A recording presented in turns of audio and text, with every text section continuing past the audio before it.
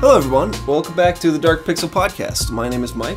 My name is Landon. I'm Kason. Today we are talking about all of the news. It's mostly rumors, but some actual factual reports on the Final Fantasy VII Remake and a lot of development shifts going on there. Yes. We'll talk about what we think that might mean. Because a lot of people have been asking about that.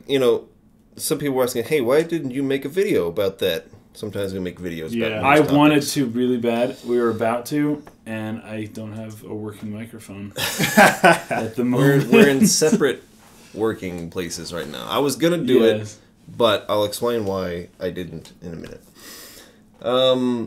Second topic, Lost Sphear, which is a new RPG being produced by Tokyo RPG Factory, the creators of I Am Setsuna. Yeah. Such hits you may know. Such hits you may know them by. Yeah, so it's coming out early next year. So it's something we'll get pretty quick, which makes sense. It looks like it's using basically the same engine as I Am Setsuna. It's very similar look and feel to that. So, which is cool. I did like the look of that game. Eric Irving is talking about Doom 2016 and how it proves that some gameplay mechanics and features that may be termed as archaic or old can still be relevant today. Can that also be true of RPGs and other types of games? Very good point. Juan Soto asks the question, what do you think of features in JRPGs such as 3x speed or adjusting the random encounter difficulty? Do they aid possible annoyances or do they ruin the experience? Chaga Rob wants to know about box art. Can you judge a game by its cover? What makes good box art?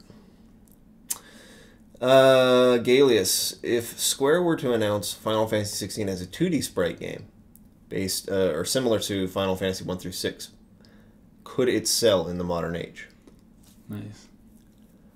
And then Paul Sampson wants to know our thoughts on the Final Fantasy 15 poll that was recently went out. People voting on what they'd like to see in new content from Final Fantasy 15. If you want to vote on the poll, you have to go buy the game. Pretty much. It's a $50 entry fee, poll tax. That's classic. It's money. Money is what matters in democracies, dude. It's money. It's true. Go spend money and then get to vote once. All right. Final Fantasy VII development. So, here are the facts. Here's what we know. Square put out an urgent, they use the word urgent, hiring, what do you call it, inquiry, not inquiry, but just posting of some kind. Yeah. They are urgently hiring people internally at Square Enix to begin work on the Final Fantasy VII Remake. See, what that means is they posted a piece of paper by the water cooler. It was like, help wanted. Team, switch over here. There are personal messages from Kitase, the producer, Nomura, the director, and some other guy. The lead programmer. I can't remember his name. Lead programmer. Don't know who he is. It was a live stream he was talking though recently. They each had a little thing talking about how awesome and how successful this game was, and please come help us make it. We need you real bad. Yeah, and they're hiring like programmers, like not just like post stuff, but like production stuff. Not just because it would make sense to bring everything in house when they're finishing it up and do all the voice acting. The QA, because usually the publisher does QA, and they have in-house people for that. But this is more than that.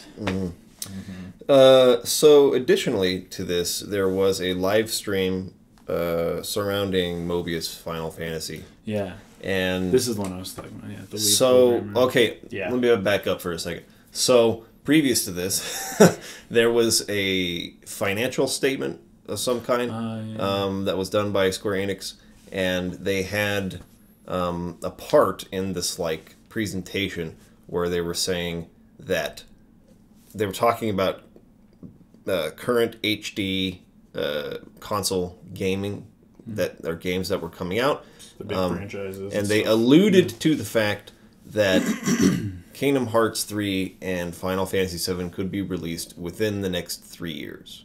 So that's right. I read that document. I actually clicked and looked into what what they were referencing. Those pictures were so low res. It was very vague and unclear what they were talking about. They did not say it is possible that Final Fantasy VII Remake could release in the next 3 years. Like, they didn't specifically talk about which games or anything like that. It was just like, here's a little photo with a bunch of games on it. And they weren't even there wasn't like a definite dividing line. Yeah. It's just they were all under there. It's like, these things are releasing within the next 3 years. Is basically what it said. So it was very unclear, and I think that, you know, some publications took that and ran with it. We're like, ooh, Kingdom Hearts coming out in 3 years. No. God clicks. It's not necessarily what it said. Now, so my position at that time was that could mean that they're planning on releasing the Final Fantasy VII Remake Part 1, 2, and 3 within the course of the next 3 years or something like that. It was vague enough to where it could mean anything, right? Okay, then, like, the next day, this urgent posting for hiring comes out. The water cooler note. Yes. The Post-it note. They took a photo of the water cooler. Put it to the Square Enix programmers Facebook group. No, it was Cloud Strife, his face, and he was pointing. He was like, "We want you to program the next game." And then the live stream, the Mobius live stream happened and this is the only thing I have not been able to verify because I don't speak Japanese. So I didn't watch this whole live stream to find the spot where this happened because I wouldn't have been able to do that anyway. So I am only I'm taking Kotaku's word for this, which I don't like to do generally. But according to them, he said something about how the shift in development because for those who did not know this, Final Fantasy VII Remake the bulk of that work was being done by studios outside of Square Enix. Yeah. Nomura was directing and giving them instruction, but CyberConnect 2 was doing the bulk of the work on this. And CyberConnect 2 is responsible for games like the more recent... a lot of dot hack games. Dot hack and Naruto, like the Naruto fighting games. So they were doing the bulk of this development. I think they also did the Final Fantasy VII bike minigame that came out for mobile devices. Where he's fighting off the motorcycle dudes and protecting the car. That minigame from Final Fantasy VII was released on mobile devices, and CyberConnect 2 did that version of that. So, anyways, they were a very passionate group. A very passionate developer especially for Final Fantasy VII. They really cared about the game, and they were really, really happy to be working on the remake. Now, it's been taken out of their hands, and Square Enix is creating an internal team to work on this. My first thoughts on that were, okay, that makes sense to me. Final Fantasy 15 development has basically come to a close. They're probably wrapping up a lot of things. Yeah. Dragon Quest XI has recently is basically wrapping up production. Right. Zodiac Age, Final Fantasy XII Zodiac Age is going to be released in a month or so. That's coming to a close. All of these teams are open, and they're doing restructuring, which means that people will be laid off, and they need people to come in and fill in a new team that they're creating to what I assumed was just finish up Final Fantasy VII. That was my position on that, seeing that urgent listing, until apparently this guy on the live stream said that this is a very sensitive issue. That's the words that Kotaku uses. It's a very sensitive issue, alluding to the fact that there is some kind of problem between CyberConnect 2 and Square Enix regarding the quality of this game. Yeah. Not the first time this has happened. I remember Nomura was upset at CyberConnect 2 regarding the trailer that they had created for Final Fantasy VII Remake, and that he had made his own trailer at the last minute. Nomura didn't make that one because no one was falling through some material like water. He didn't have time. He didn't have time to do it the way he wanted to, right? Right. But he kind of put the thing together at the last minute, and it's funny to me because it kind of felt that way because he took one of the concert versions of the bombing mission, soundtrack, like one of the ones done by Uematsu's like traveling concert thing. He just took one of the CD versions of that and threw that in as the background music, and I found that to be something that you don't usually see. Like usually you would, when you're going to make like an awesome trailer, you'd either use music from the game, or if that's not done yet, I don't know, some kind of... Anyways, it just didn't seem right. It didn't seem like that was something that was thought through. It seemed like it was kind of put together last minute to me. Which it was. It seems, right? Like a lot of the voice acting, stuff like that. Absolutely. Like it felt unfinished. It felt like this is not final. So, anyways, this has been an issue, it seems, before. CyberConnect 2 and Square Enix. Specifically Nomura. So what does it mean? What do you think that means, having known all of this? It's not coming out this year, people. I'm finally coming to terms with that. This was the final thing. Like, I really felt like they did not have a reason to not release it this year, given the years of development and however long it was before that, and they already had all the assets designed and the story's already... Anyways, this is the final thing where it's like, hey, this may be a while. You'll get it when you get it, and you won't throw a fit. Get what you get. Get what you get, don't throw a fit. So that sucks. That's like unfortunate, but so it's all Nintendo this year. Square Enix isn't gonna have anything. I would I don't like when teams pin themselves down with a date and then have to crunch to like make just release it when it's done. But so they haven't released a date yet. But at the same time, it's starting to get to a point where it's that's Kingdom Hearts 3. It's like, yeah, finish it, but freaking sometime in my lifetime, please. Yeah, like, let's get this done. Because some companies will release a date, like we talked about last week, Red Dead Redemption 2. Yeah, most people were like, they're not going to hit that, so what's the point? They could give us a date, and it would probably still be wrong. It would be different if we saw that trailer years ago, and then they gave us a date. Well, I mean, it is years now, because it was 2015. Yeah. When that trailer came out? And we're in 2017. It was announced at E3 2015. Oh, and they put a date and all that stuff? No, not a date, no. Because we didn't see anything. I'm talking about the trailer. Like, when the trailer came out, and they put the date out, it was like, holy crap, that's soon. Well, they just you're talking about Kingdom Hearts? 2017. I'm talking about Red Dead Redemption. Oh, Red Dead Redemption. Oh, that was last October, yeah. And they put out the trailer, and this was the first time you saw the game. And then it was like, oh, this is coming out next year. That's crazy. Right? Yeah, that's true. For Final Fantasy 15, you saw the game. They showed you the game 3 years ago. 3 years ago. Yeah. And they still won't say when it might be coming out. Right. So Final Fantasy VII Remake is they're blazing like a trail that I can't think of a game that has tried to do this necessarily before, just like what they're doing. And it's uncharted territory for them. How do you transition that? How do you keep people happy with that? It's Uncharted 4 territory. It's Uncharted 4 territory. Because that game had high expectations. So those screenshots that we've seen, and Kason did a whole video talking about them and analyzing what things could mean in them. But at this point, it's just like... As far as we know, they haven't gotten anything past the bombing mission yet. Well, and see, because they haven't shown us. If it wasn't in parts, like, that would be really concerning. It'd be like, what the fuck? Yeah, it's like, dude... Everyone's something else? Is there another city? Is there something else? Yeah, it could be. Like, I have a feeling they're going to kind of stretch and squash parts of the story to make the 3-part thing feel like equal chunks, Well, you have to have a climax and resolution at the end of each part, right? Should. And they have to, like, make that happen. Kind of like Lord of the Rings had to, like, make it happen even though it's one book. Well, you just have to have Samwise come in and say something profound and be like, wow, we just kind of wrapped this up here. Yeah. Let's face it together. All that. Oh yeah. So, I don't know. I don't know, man. I don't have any faith that's coming out this year. No, not anymore. And I'm just kind of at this point just like, you know what? I'll start paying attention to this again when there's like gameplay to watch. At this point, it's like this is all you're saying. A lot of rumors, a lot of crap going around. We're hearing things from people through live streams about other games. Yeah. So it's like everyone wants this so bad they're trying to put pieces together, and it's just there's so many different ways you can interpret this. This could be a good thing.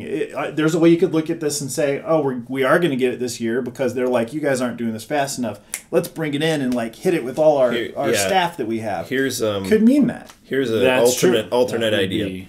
Square Enix management which we already know there's some problems. Yeah, they don't know. They come out to Katase and they say, hey, this has to come out holiday 2017. And he's like, F. Oh, freak. They Urgently hire. Give me that. all the assets right now. Freaking like get 1 billion people in here.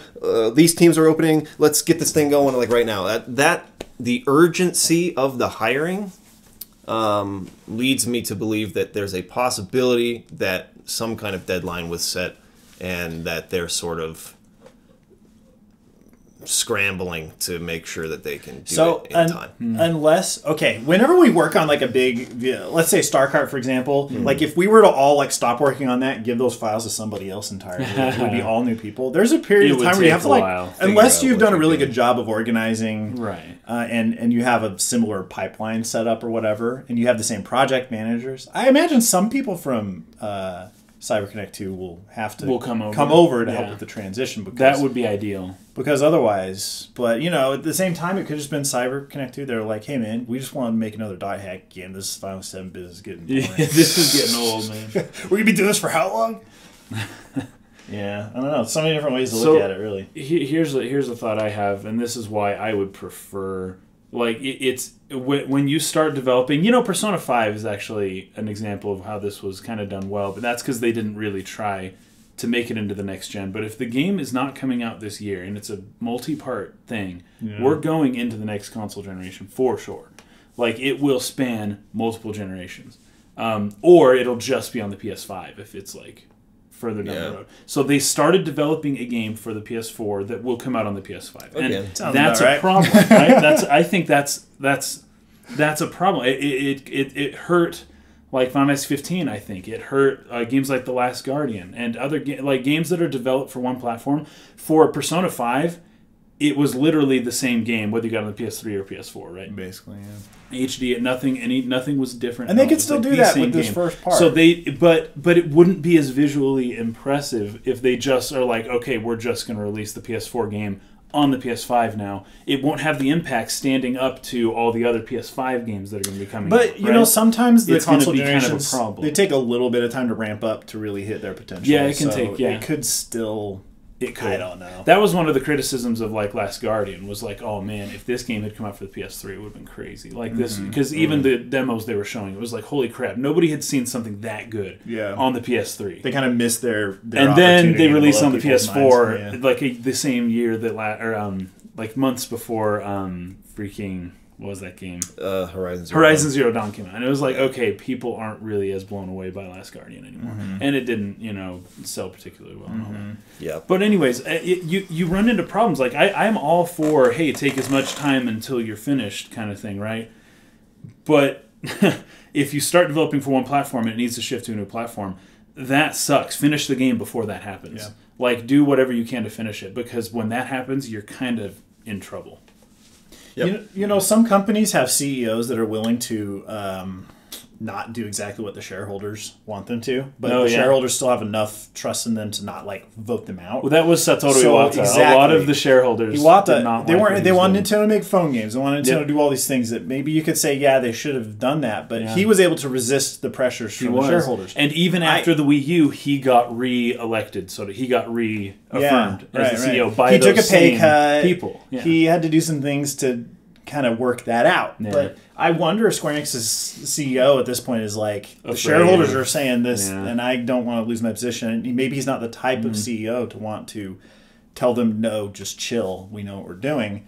And then so you get stuff like Final Fantasy 15 had to come out by, the end of the year. Kind of, so you need a delay? Well, this is all the time we have. 2 months. Here you go. Yeah, I wonder if you've got another scenario like that coming up because they've developed a reputation, and you have to imagine amongst their shareholders, they must have a similar idea of the company's reputation as being like, you said you were going to do this. Why haven't you done it yet? And sometimes these people aren't very understanding of like technical hurdles and stuff. They don't want to be burdened with the technical knowledge. Just do it. No, their board of directors is full of people who have no programming experience. I guarantee. Yeah. So. In any case, it could mean a number of things. The thing is that there's so many vague terms that people are latching onto and then taking it to mean this. next 3 years could literally be next month. Or it could be this year. Yeah. That still means within the next 3 years, right? Or it could mean 2 years or whatever. Like I could have told you it would come out in the next 3 years. Yeah, it could come out in the next 1,000 years. And it would be accurate. It would be accurate if it came out next month. Yeah. You know what I'm 3 saying? years is an interesting phrase to use, and I wonder which game is dragging the window out to 3 years. Is it Kingdom Hearts 3? Is it one of the lesser ones that no one's that into? Why are they saying 3? You know, that's interesting. It could be because of the 3 parts. We're going to get. I remember 1, 2, exactly. 3 It could be all 3. All of the Final Fantasy remake will be delivered within the 3 years. It could mean that, and that's good news. If you know, the other vague term people are latching onto is this is a sensitive issue. People immediately assume, that means CyberConnect 2 and Square Enix are having problems. It could mean Kitase and management had a huge fight over it, and he was like, "No, we can't have it done by that date." And they were like, "You have to have it done by that date." And there's a big fight, and then he. It could mean any number of things. We don't know who is sensitive about it. We just know the fact is that Square Enix is taking control of it now internally. That makes sense to me considering so many of their large projects are coming to a close or have recently come to a close. They have staff and they need more staff.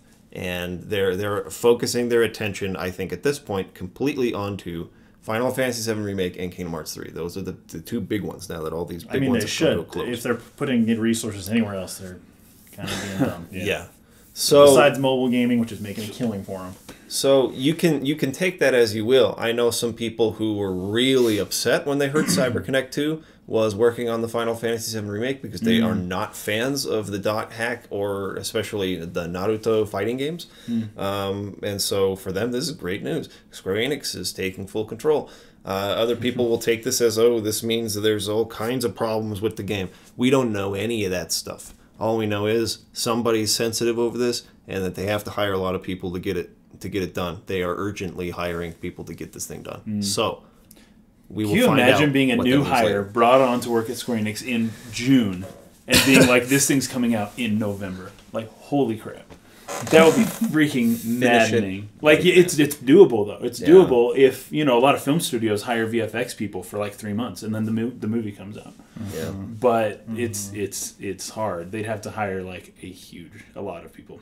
So, if we hear nothing about this game at E3, what are your guys' take on what that means about it coming out this year? If there's nothing at E3, it's not coming out 2017. No, not at all. Guaranteed. And I would feel fairly confident in saying that it will not come out until at least holiday 2018, especially with this news of Lost Sphear and stuff. Okay, here's the alternative scenario. What if they post 2 screenshots at E3? Oh man. I'd say the same. And they're not Midgard. I'd say the same. I would say the same. Not coming out. If they don't have a trailer with gameplay and stuff in it at E3, then I think that's pretty much a guarantee it's not coming out in 2017. Yeah. All right, so that's Final Fantasy VII Remake, guys. Tell us how excited you are about the game. Coming in 2020. Tell us if this made you more excited. Because I'm seeing comments across the internet, people losing their freaking minds, just being like, "F this game! I'm never playing a Square Enix game again." These are some of the same people who are mad about the way they're going to be doing the remake in the first place. Though. Yeah. It's like you weren't going to like it either way. Just let them do it the way they want to, and you'll hate it whenever it comes out you're going to hate it because you're you. That was one thing I wanted to mention. With all of this becoming a dramatic issue for people and stuff. I really just feel like Square Enix should have done the Resident Evil 1 treatment to Final Fantasy VII. That's what they should have done. Yep. Doing it the way they are doing it is... They should have just done it then. Yeah. They should have just... I don't know if you guys have seen like the most recent HD remake version of Resident Evil 1. Looks phenomenal, like the lighting and everything like that. But it's still exactly the same game as the original PS1 version. Yeah, the fixed camera angles and you're walking around, like the game is literally the same. It just looks freaking extremely awesome. That's what they should have done to avoid all of this. Square Enix has a mentality, and the whole Final Fantasy series has a mentality of just not repeating almost anything if they can avoid it. That's true. And so, anyways, that's a whole nother topic. Lost Sphear. Tokyo RPG Factories. New game, guys. New game. Yes. This is the group of people that anyone who's a big SNES RPG era or / early PS1 era RPG fan has been really excited about. Like, these guys are gonna bring back the Golden Age style JRPGs that people have been saying, where did these go? Why don't you make these anymore? Now, we might in a couple of years look back and go like, okay, I get why they stopped making those. Who knows? Who knows? I Am Setsuna didn't blow anybody's minds necessarily. A lot of people got sick of it looking kind of samey. So I'm hoping they took some of the criticism from I Am Setsuna and were able to kind of make tweaks where they saw fit for this new game, Lost Sphear. The color palette already for this game looks to be broader, nice, so at least in that sense, they might have been like, no one wants to be like in the snow all the time where it's all white. Yeah.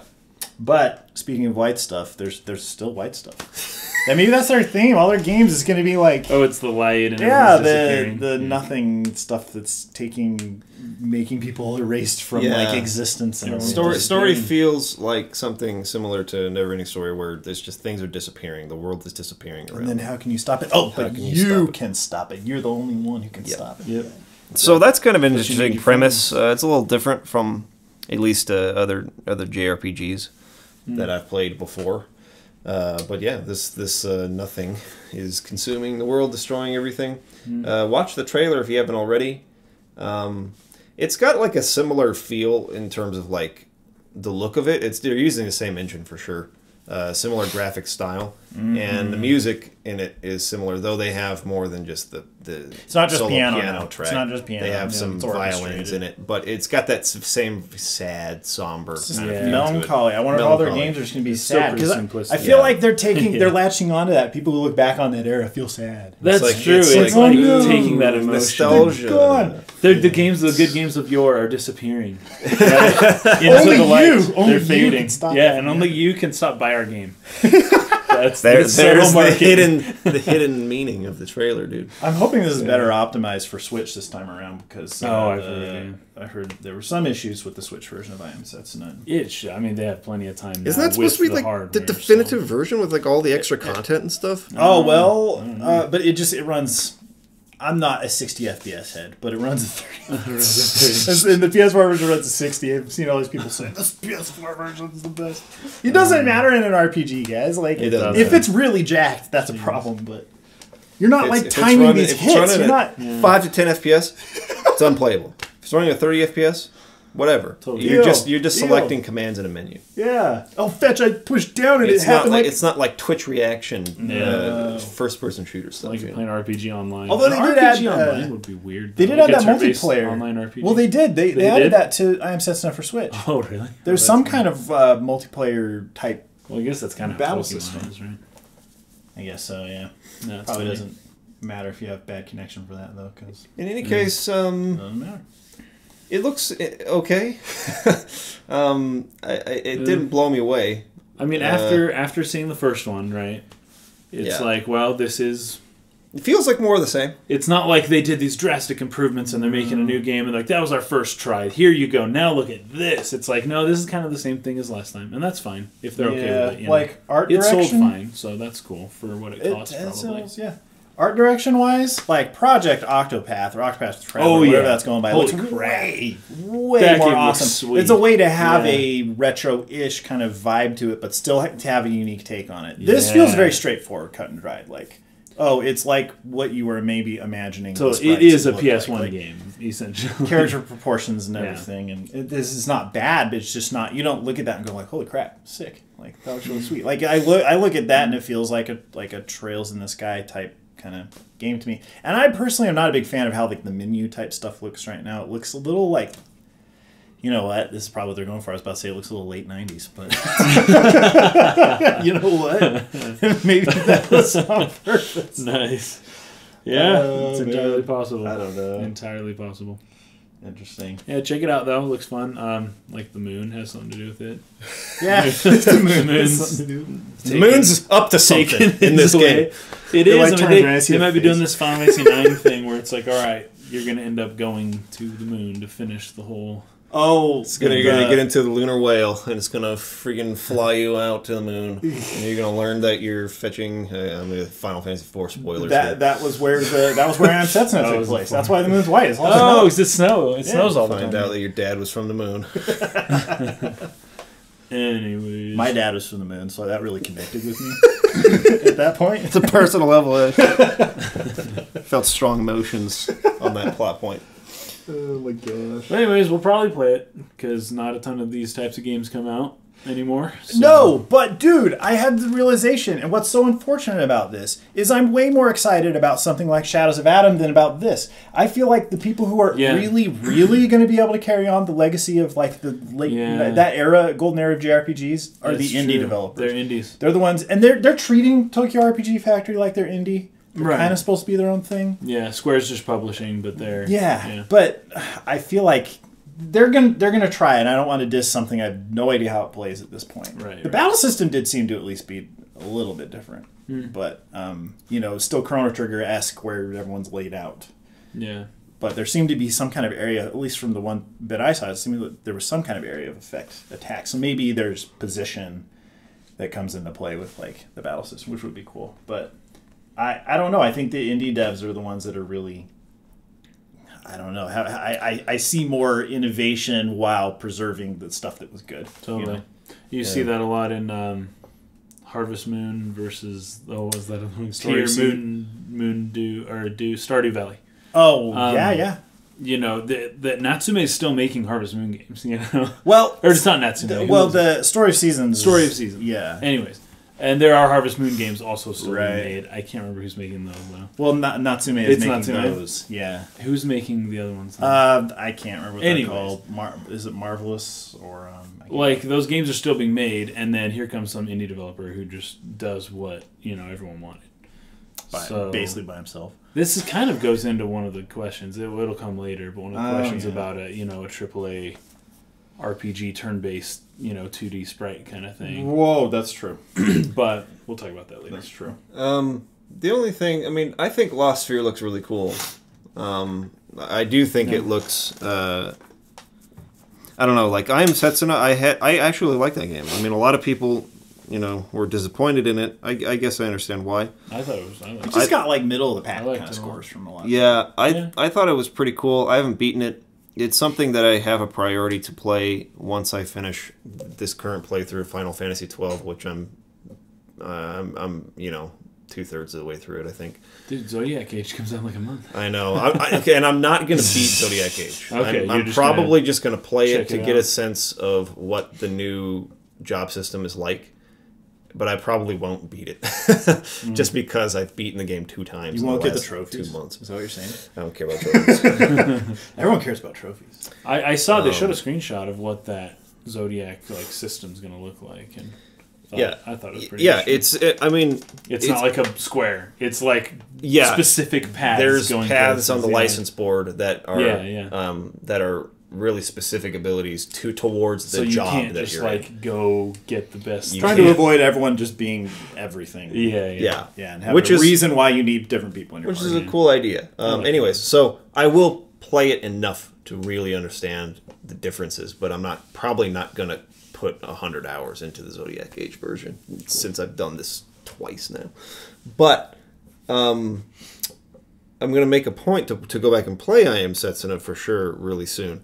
But the one thing that I didn't love about it was that it felt like it expressed kind of like one emotion across the board through the whole game. And it's just this like sad, melancholy feeling all the time. And all of its promotional material was kind of the same way.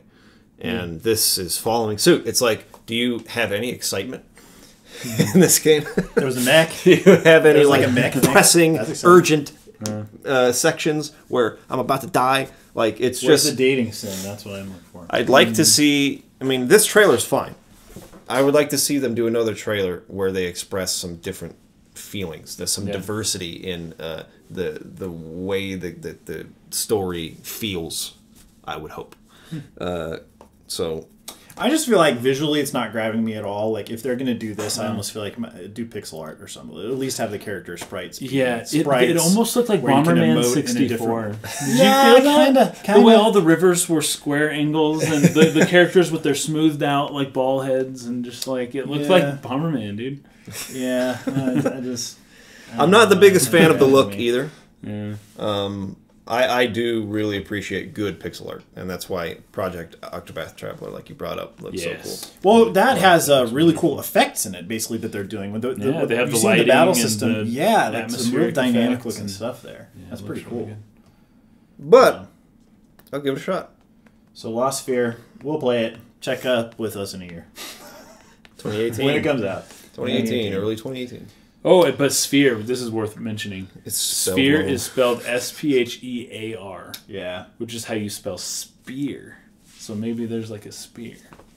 Okay. And it's Lost Circular Spear. Yep, the circular spear. They should have done spherical sphere.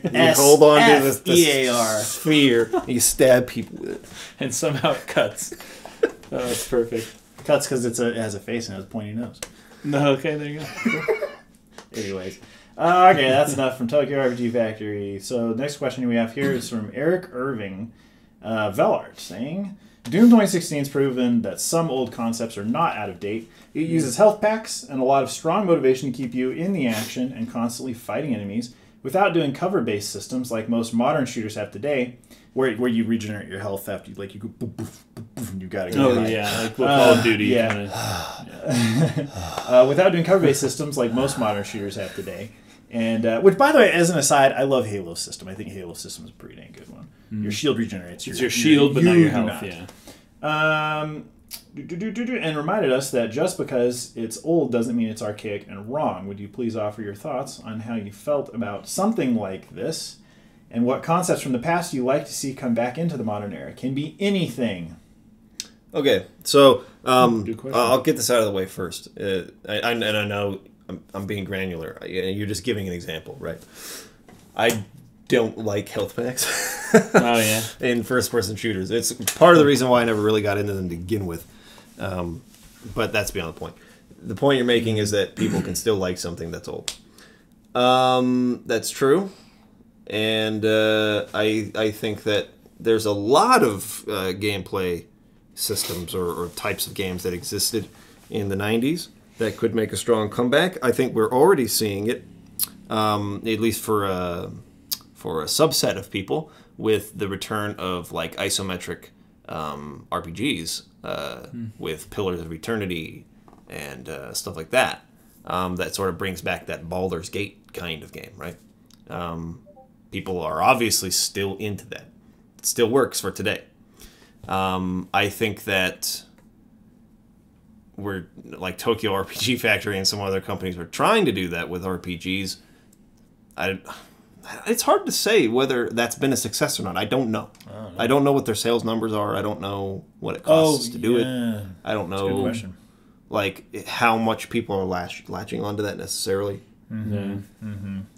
Mm-hmm. My simple answer to your question is, if the game is fun, then it does not matter. If the philosophy behind its design was, something that they came up with in the beginning of like the gaming era, or not, if it's fun, if it's well executed, it can be good. I feel like Yooka-Laylee could have been that for platformers, but it just wasn't executed the right way. Mm-hmm. It's not the idea itself that doesn't work or that people won't like that. It's that it wasn't executed correctly. And I feel like Doom 2016 perfectly executed on this return to form with FPS mechanics. Mm-hmm. So it's just got to be done with passion and with care, with the right amount of time and resources, with the right people heading it, with a proper understanding, good vision. And yeah, anything, honestly, could work today with audiences as long as it is fun and engaging. And if it was fun and engaging before, it can be fun and engaging now. So that's my take on it. I like what Nier Automata, for those who were way pissed about me saying Automata before. that they bring Correct it, please. Say it right the next time. They brought a few different genres kind of into that game. I love that. There's some bullet hell stuff. There's almost some side-scrolling type stuff. I like when they take, because like outside of that game, I think they sold about 1.5 million copies worldwide. There's no bullet hell games that come even close to that anymore. And not that the whole game is bullet hell, but some people got to experience a gameplay mechanic that is really, really like super neat. Like we think JRPGs are niche, like bullet hell games are really niche. But I think I love seeing stuff like that. You know, taking something like everyone's discarded this. People have moved beyond it in a lot of ways, but I think it can still bring it in and contribute to your game in some way. Plus, that type of stuff, like the approach in that game, keeps things kind of fresh. I think it's really interesting to play a game that has you do a variety of different things, as long as it has you do those things well. Some games will shoehorn something in because you got to have it, and then it feels like personally, from the time I spent with Final Fantasy 15, I didn't like the car stuff at all. I was like, it's just don't even allow me the option to drive the car, because it was kind of, I get what they're doing, but the manual controls made no sense to me, and you still were stuck on the road either way. So it's like, what am I doing? It's like driving. It's just train. Maybe you might wreck your car now. No, maybe you might. Just don't do it. Yeah, but anyways, that's one thing that comes to my mind is what the recent Nier game did. So, what would be an example of a game like that where it could bring in a turn-based RPG system? Oh, where it's not all turn-based, but they have some. But they implement it, you know, in certain regards. Like, I don't really know.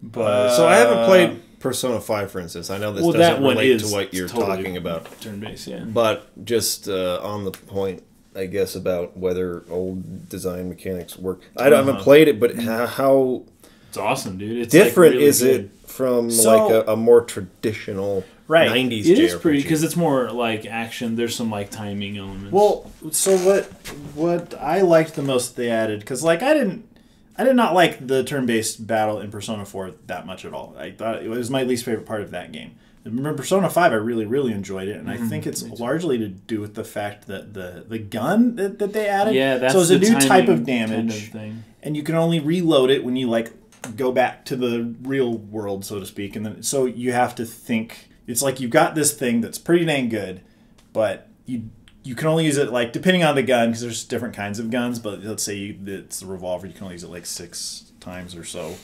So then you're thinking a little more about what am I saving this for, and it will regenerate. So you know, RPGs, you always want to like hoard certain items or spells, or not use your MP until you reach the boss or something like that. Yeah. I found myself doing that in Persona 4. I was just like regular attack, as often as I could, and that's like Shadows of Adam, encouraging people to use the variety of attacks available. Yeah, that was really a great cool. technique there. So for me, I also really like the hold up system. The whole like if you hit everyone's weaknesses and they're all down, you can come up and either initiate an all out attack like in previous games, or you can do like a Shin Megami Tensei style conversation, like dialogue.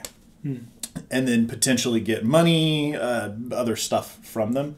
It's just there are a couple layers there that I really appreciated. So I think that also sometimes you can polish a turd and make it like, there's something to be said for that. And it's really cool. Just even a normal thing that you do is like, it's like, holy crap.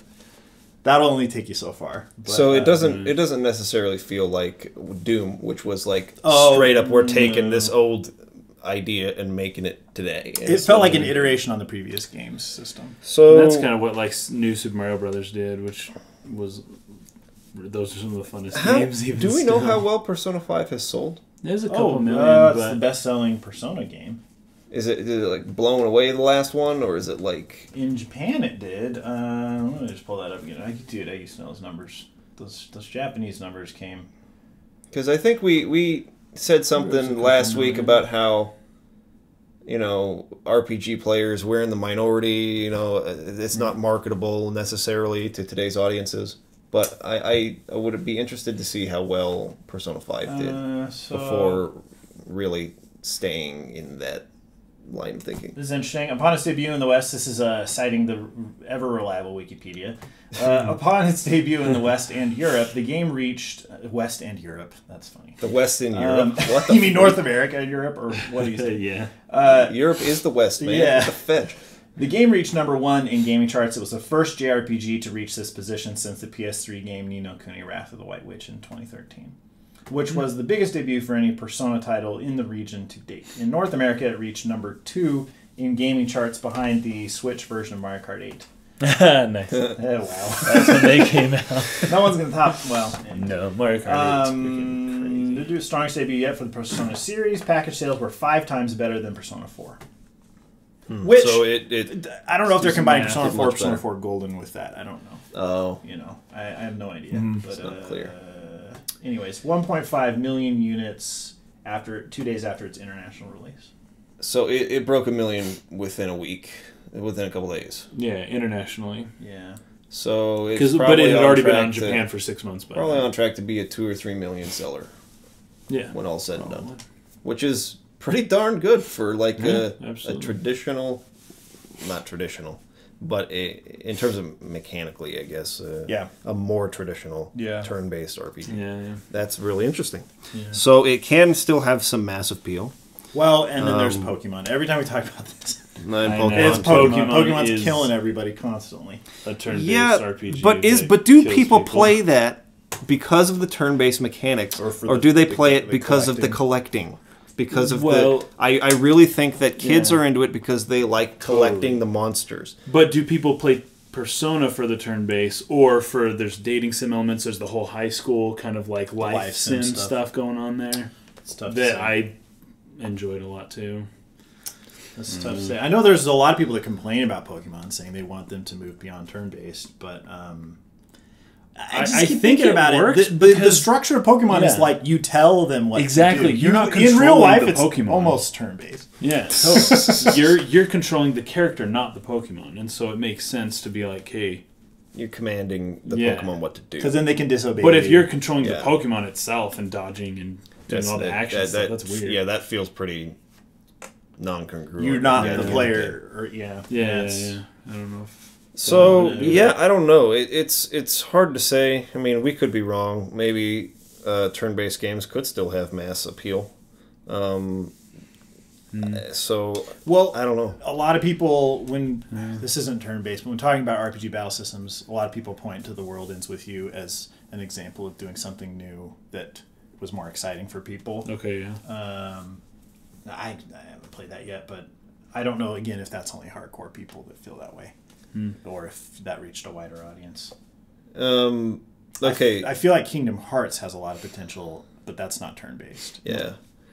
If, let's say, because we're talking a lot about JRPGs, right? So, like, if a strictly traditional JRPG could have mass appeal and be executed on the level Doom's 2016 was, could it have huge sales? I don't know the answer to that. I'll just say I don't know. What were Doom's But sales? Did it sell really well? I think it did really well, yeah. Reviewed well. I as far as other genres that I think could definitely make a return, I really feel like the classic platformer could do well. Wasn't there recently like a Jak and Daxter? It was a Jak and Daxter, or was I think it they're making one. Ratchet and Clank? Oh, Ratchet and There was a recent like Ratchet and Clank game that came out that I think people really liked.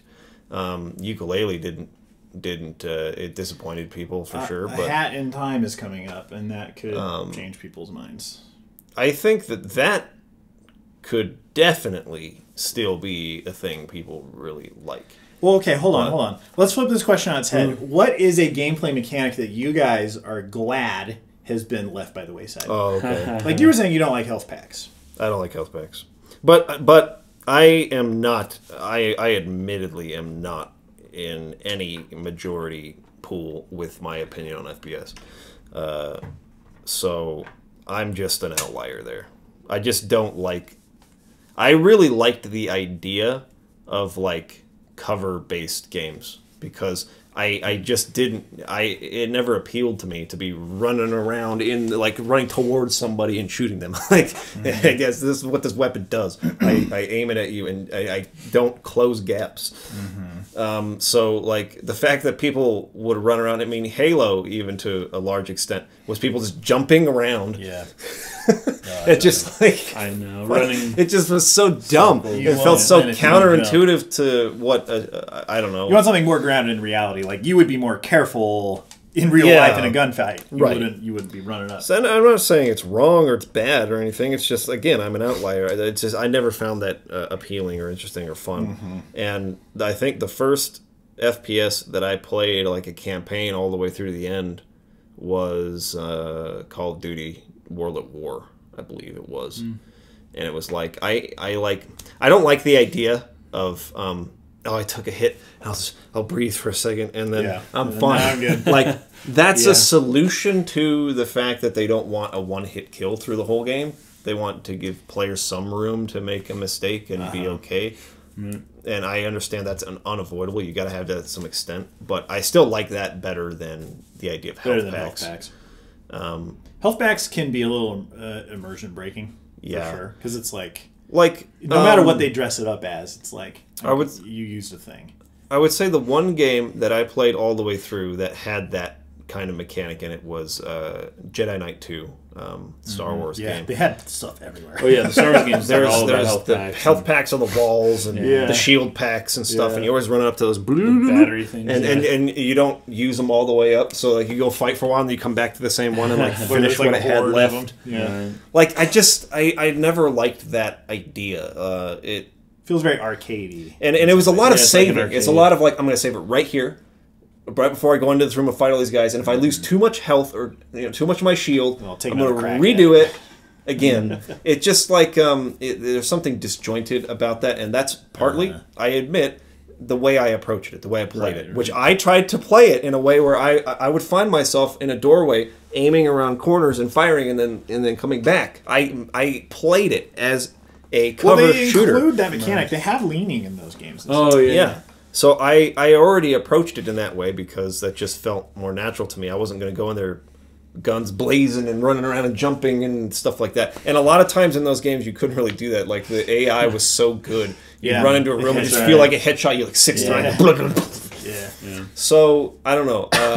I was never a big fan of the idea of that. And so when cover shooters started becoming more popular, I found myself playing them more. There are other reasons why I didn't continue with that, but I don't know. And that was probably the primary reason why I never liked Half-Life, to be honest. That does feel like that. Parker was way into it. He kept asking me to play it. Back when I first started making videos on my old gaming channel, where I used to do the Final Fantasy reviews, I had a playthrough I was doing, like a Let's Play of Half-Life 2 that he was like the only commenter on. Yeah, I remember when you were uploading those. And I was just like, dude, I don't like this kind of game.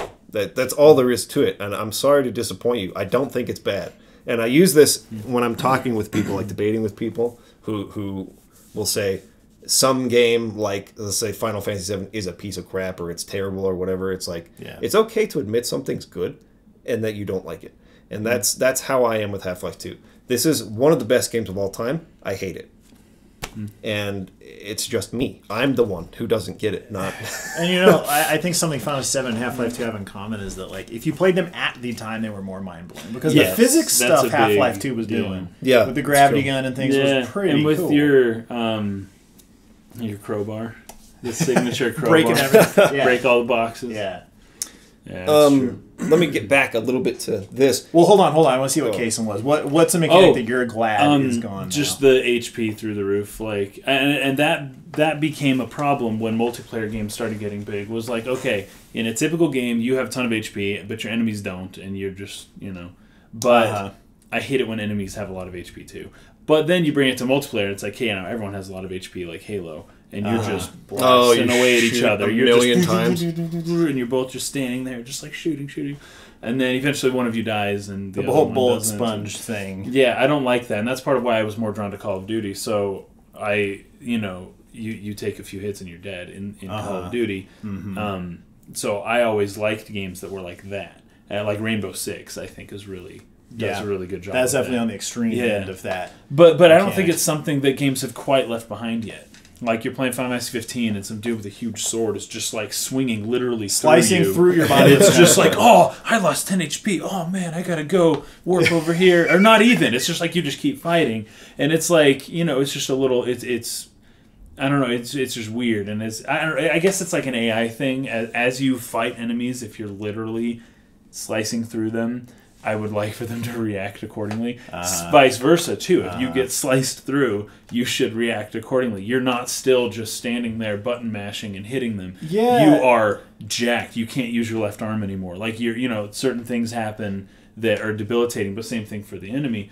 So I wish that would happen, and it doesn't exactly happen. It does in Rainbow Six. But some games, like, that's an animation perspective to that as well, where if they animate it to look like you really took a big hit or something, that can help, even then if it the helps numbers you feel weren't the same. I know, but even still, it's like you're just getting beat. It's like these superhero movies nowadays, like Man of Steel in particular. You know, people are getting thrown through buildings, and it's really not phasing them. Like, they may like take a few breaths and stand up, but then they come back and they're just as like no real damage. In fact, not even superhero movies. This is just action movies in general. Yeah.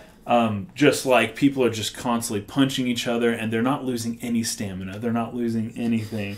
And the it's idea just like, that, boom, well, if boom, you're going to boom. have someone who's so overpowered and can use such a huge weapon, but you don't want the game to be totally imbalanced. Yeah. So a lot of people, that's true. So anyways, a little that's more something realism that I on kind that of wish end. would be left behind. That I don't know if that ever will be. I personally find it pretty ridiculous and a lot of RPGs do this, a lot of Square Enix RPGs do this, when your HP is like 10 billion in the thousands, and it's just kind of like, you could round up just a little bit and you wouldn't need as big of a number, but it's a big number. Yeah. It's like bam, no, every time, and it's just like it's just inflating the number to make it seem cooler. The older RPGs weren't that big of numbers, right? You don't need numbers that high to be like that specific and like have a difference between weapons and crap like that. No. Yeah, that sort of thing I would like to see go away. It's not. It's obviously still a thing a lot, like Final Fantasy 15. Yeah, it is. But it also makes it weird sometimes. It makes it so that because they've set up a system where your damage caps out at 9999, or maybe one more 9 on that, to have a weapon that is more powerful, it would have to hit a bunch of times. You got to do Knights of the Round. You know, you can't just have. No, that's true. You need multiple hits now. It's got to be multiple hits, and then the multiple hit high level stuff is always gonna be more powerful than something that's just a one crack. But high HP numbers. I would love to see the idea of HP go away, at least for some, not altogether, but at least for some new kind of subgenre of games or something. Kind of like what Dark Souls did. Like a roguelike. Dark Souls created kind of its own genre. I would love to see a game the be where careful genre. the idea, the idea of HP Which I like is not there. You don't have hit points. It's like your body takes damage and you are incapacitated in some way. I guess Rainbow Six. I honestly, that Rainbow sword fighting Six game is a lot of the things we're talking about here. I would like to see it's like a headshot, you're dead. Arm shot, okay, you know.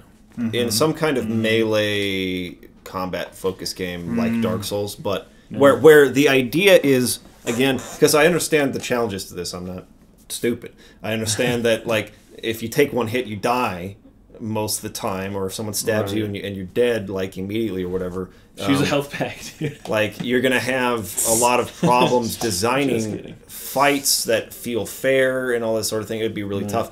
But I feel like there's some sort of way to create some layers of complexity with a defense mechanic, to where the idea is about breaking through an enemy's defense and finding an opening for a strike. And that can almost count as like the steps or whatever. And similarly, I mean, I think to keep cheap shots from just happening. Yeah.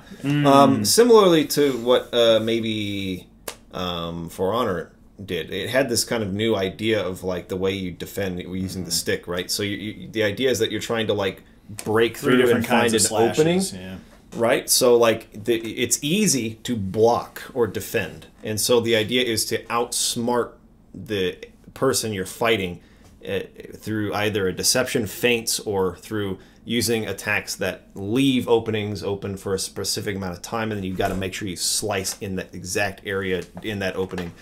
There are ways to make it so that it's not just cheap shot deaths. You can still defend, but like the idea is I'm not taking freaking like huge spear through the back And then being dropped on the ground, getting up, drinking some escape, and then going again like everything's fine. You know, what always comes to my mind is how sports video games illustrate this really well, I think. Most sports video games that you play, especially if you create a player, but most sports video games that you end up playing, if you're playing a basketball game, your character might very well have like a 60% 3-point field goal percentage. You know what I mean? Like, that doesn't happen in real life. Or if you're playing a baseball game in particular, batting averages you are most likely going to strike out or just get hit straight to, you're going to get thrown out. So to make it more fun, your chance of getting a home run is way higher. It's like everything's just a bigger number because it's not as fun to be like, well, I struck out. And I tried playing FIFA where I just controlled one dude one time. Oh yeah. I was like a midfield. I just run around just trying to get good spacing. And the ball. I touched the ball like 5 times a game, and I was like, this is bullcrap. I want to be the dude. I want to be the striker. I want to be the center, dude at the front scoring all the time. And sports video games take something that already has like an established like set of numbers. Like we know how that works in real life, and they I feel like they inflate them a lot of times to make it fun for people. So you take it out of that realm of realism, but people are more concerned about someone buying the game because it was like fun or not, right? Right. Yeah. No one's selling baseball. Perfectly real. You got some go outside and play. Yeah, and there's people that find that boring. There's people that find baseball boring because of how slow it is and stuff. But but they might play a baseball game. But they might. Video game still. But yeah, that's true. Yeah, just crank the numbers up. Increase the chance of I don't know. Yeah, sometimes it can make you feel like you're doing something more when you're not. Right? Like, I hit this guy 5 times. Oh, at least I got some hits in. I used to feel this way about particularly NBA basketball video games because the way I played it was I'm the point guard. I get 20 assists and 40 points a game or 50 points a game or whatever, right? Yep. It's like the play runs through me every single play, so I choose what do I want right now, an assist or points? That's the decision. I control the outcome to where I get one or the other, right? And I was like, okay, this is not how basketball works. It's a team thing. You got to pass the ball. You can't just run the offense through one person. Then Russell Westbrook happened this season, and it was like that was legitimately exactly what I did in every NBA game I've played since I was like 10 years old, is what Russell Westbrook did this year in real life. So it's like, okay, that's funny. It's turning into fetching NBA, the real NBA is turning into fetching NBA 2K. It's 3-point shooting and fetching like one dude like getting triple doubles every single game and like everything, literally every play running through him. Those games are pathetic. That is unbelievable. Anyways, there was somebody who, and this isn't, I apologize, I just remembered and actually brought this up. So we don't have the question for this week, maybe I'll get to it next week. But he was asking about DLC practices in games like NBA 2K. And he was like, I know you guys aren't really big sports fans at RTBG. No. Actually, we are. We are. We are. We love sports. We watch sports. We played sports.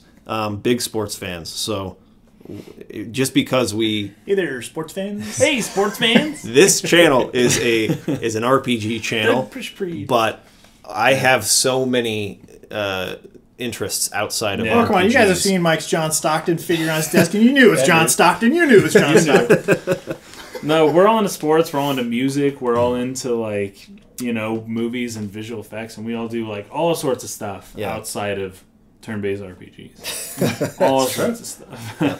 And I think some people have made painful. They've made it a point to let me know that I am not part of their elite JRPG group. I have not played enough of them. I have not hit their quota. I'm not allowed to preach gospel about JRPGs because I have not played enough. Well, because you didn't play Chrono Trigger when it came out. It doesn't matter that you've played it 20 times. You didn't play it when it came out, so you're not a hardcore fan. I'm not good enough. Sorry. Didn't play Pong when it came out. You will never get in that group. They will never accept you. A lot of people, maybe not a lot of people, a fair amount of people on this channel they latched onto that. It was like, I love this style of game. This is the kind of game I like to play. I'm going to play as many of them as I can. I grew up where I played some of them, and then I also played lots of other kinds of games too, right. and that included sports games. I really liked basketball games, so I played all kinds of stuff growing up, and JRPGs happened to be one set of that outside of all the other kinds of activities I did. Talking about some Kobe Bryant's. Kobe Bryant. Liam Neeson's. Yeah. Anyways, so no, we like sports. Nielsen. We like sports. I haven't looked into the DLC practices you're speaking of specifically for NBA 2K18. Yeah, what did they do? Okay, we haven't played. I haven't played a 2K game since 2K12. NCAA Football 2009 had the dumbest DLC of all time. It was in the recruiting phase. Oh, gosh. You could pay like $1 to get extra phone calls with your recruits. Oh, and it's like it was like the beginning of the stupid. microtransaction movement. Yeah. It was so weird, and it was like it's not. Anyways, that's a whole other thing. But it was stupid. Wonder how much money they made off of it. We have a video on this channel Probably of us playing NCAA 2000 whatever 11 I think it was. It was 2011. We used to do this. We'd play through whole seasons where we would create every single player on the roster and give them crazy names and stuff. And you had to be careful not to make anyone too good because they just go to the NFL. Yeah, right after 1 year, a couple of years. Yeah, you gotta. And you're like, no, you're trying to recruit them back. Anyways, this is a long rant off topic. Number 4. Yeah, so that was a good Eric. Number 4. Oh, was that the one?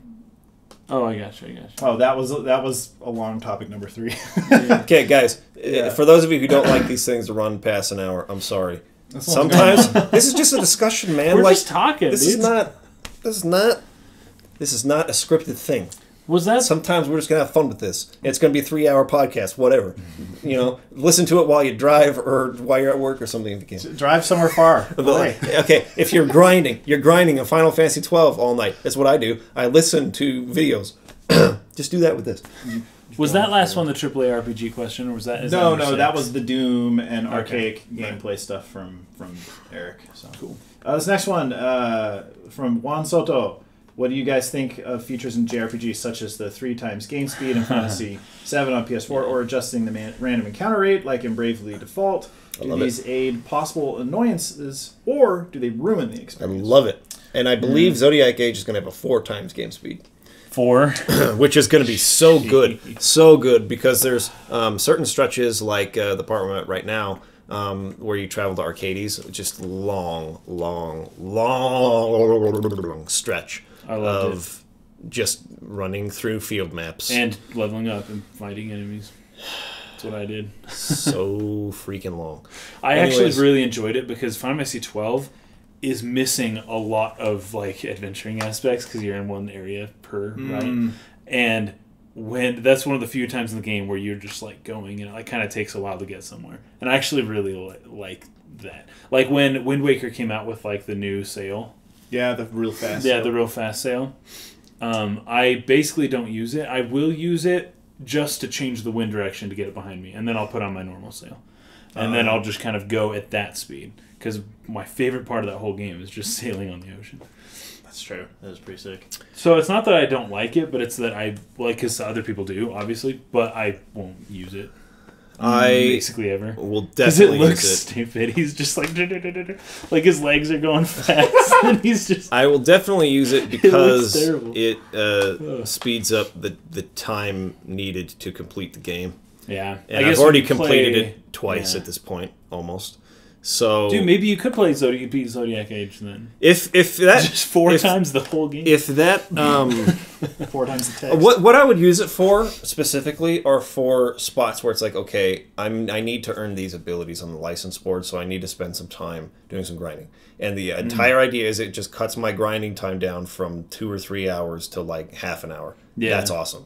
That's awesome. I love that because it's just mindless. I mean, I'm not doing anything other than running to the next thing. In fact, you're not even pushing X because my gambits are set up. The gambits are going. So I run towards the thing. It locks on and fights. I run to the next thing. It locks on and fights. I run to the next thing. It locks on and fights for 2 hours in order to get the dang bubble spell. You know what I mean? Like Like, I love this kind of thing for that reason. I wouldn't use it while I'm running around a town talking to people or going through a more like story-driven portion of the game or doing a dungeon or whatever to get to the end and get the Dawn Shard or whatever, you know what I mean? I would only use it for the instances where I know this is going to be a long stretch of just repetitious stuff. Let's get through that quickly. So that would be almost like a game design flaw then, right? You would use this to kind of overcome a flaw, like the like level grinding. It's necessary, but you don't want to actually do it, and so you just kind of fast forward through it, and you go to a point post grinding, and it's like that shouldn't have been in the game then. Yeah, right? I don't know if I would consider it a flaw as much as it is a personal annoyance. And so, like, some people, like you're saying, you really enjoy that long stretch of traveling between Rabanastre and Arcades. I didn't like how long it took. I liked what I like about Final Fantasy XII. Oh, that place up in the mountains where all the priests are. What's it called? Hermisace? Yeah, Hermisace. That was freaking sweet. And traveling there from like the forest. I loved that. And it's all I loved climbing the mountain. That was so cool. The thing I love about Final Fantasy XII is, we've talked about this a little bit on past podcasts, the idea of zones versus like a seamless open world. Right. A seamless open world, while it is like technically humongous, like a 20-mile radius or whatever, which is huge for a game. Right. It doesn't feel big in terms of a world-building sense. It feels like a small area. Like a 20-mile radius in the town we live in is a small area of the world. Right. That you we didn't live even in, leave right? the county. Right. It's a tiny area. But when you do zones like Final Fantasy XII, you feel like you're traversing it actually feels big. Yeah. The world feels way bigger that way. Yeah. I loved Final Fantasy XII for that reason, and I get the idea behind stretches like Rabanastre to Arcades. It's like we're going freaking way north. Like way up there. Right? And it gives you that sense, for sure. It just took it like a couple notches beyond what I was willing to tolerate. It still would have felt huge to me if it had taken a third of the time to do it. Not a third. 2/3, whatever. Right. 1/3 less is what I'm trying to say. I gotcha. Of the time to get there. Not necessarily half, but just like a little bit. Because I remember on the live stream when I was doing that for the first time, I was like, man, this feels like a long journey. This is kind of cool. And then slowly I got into a dungeon kind of towards the end of that, and I was just getting frustrated. I was just like, dude, I just want to freaking get there. This is taking too long. Yeah. So it just took it a little bit too far, in my opinion. But I don't think the idea is wrong or bad. I actually like it better than the seamless open world, for instance. Right. But that's where I think a faster game speed will help in the instances where you are kind of just like, okay, let's just get there. Right. Or something like that. I get into habits. Like, I find that if I start using that, like, I will just use it the whole game. And I feel like it could dilute my experience. Whereas if the option just wasn't available, then it's like, you can't do that. You have to take your, like in Final Fantasy 15, if you could just speed up all the car rides and just kind of like be there, like that's fine. But part of the experience is the car rides, and part of it is literally just putting the controller down and just kind of like, being there. So, but if the option's available, you would literally do it every time, and I would end up doing it every time. So I don't know. Such an interesting thing. This feels a little that's just my bit... personality. I don't like it. It's on me for doing it. Yeah. But I would do it, and I don't want to do it. Well, that's how I treat fast travel in Breath of the Wild. Oh yeah.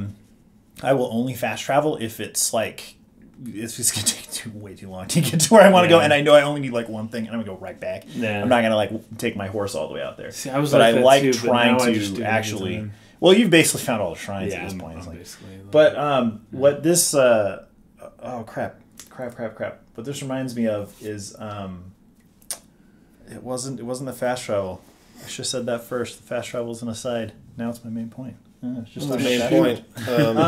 We were talking about FF12 and which I haven't played, but the Wind Waker thing. It'll come back to me. But I know that I sometimes stuff like this can feel. Oh, I remember what it was. It was ZSNES. Like emulated. It has the first time I played Chrono Trigger. The first time I played right. Final Fantasy VI. The first time I played I did that. I actually did that for grinding in those games. Yeah, it was. I used it a lot, and oftentimes I used it because I had like screwed something up and I had to do it again, and it was like go back to a safe state.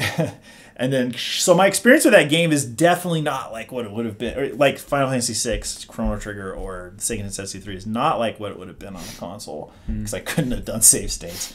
Yeah, because like it never bothered me that you couldn't save anywhere you want. So just do a save state. I don't care, and I'll come back to this later. It was especially a problem because we were all sharing the same computer, right? And we had turns, and turns were usually about half an hour long. Yeah. Some video games, like if that was how we were playing Persona 4, we would have been screwed. Sometimes you're like an hour between save points. And so what do you do, right? When your brother's like, I want to play, and I remember so many times where it's like somebody's pressing for their turn, and you're like, but I gotta save, and mom comes in and is like, give him his turn, and you're like, fetch, I'm gonna have to do that again. So there are times I think when life kind of life pressures, I guess you could say, like oh, I've beaten this game a bunch, I just want to beat it one more time for this review or something. Yeah.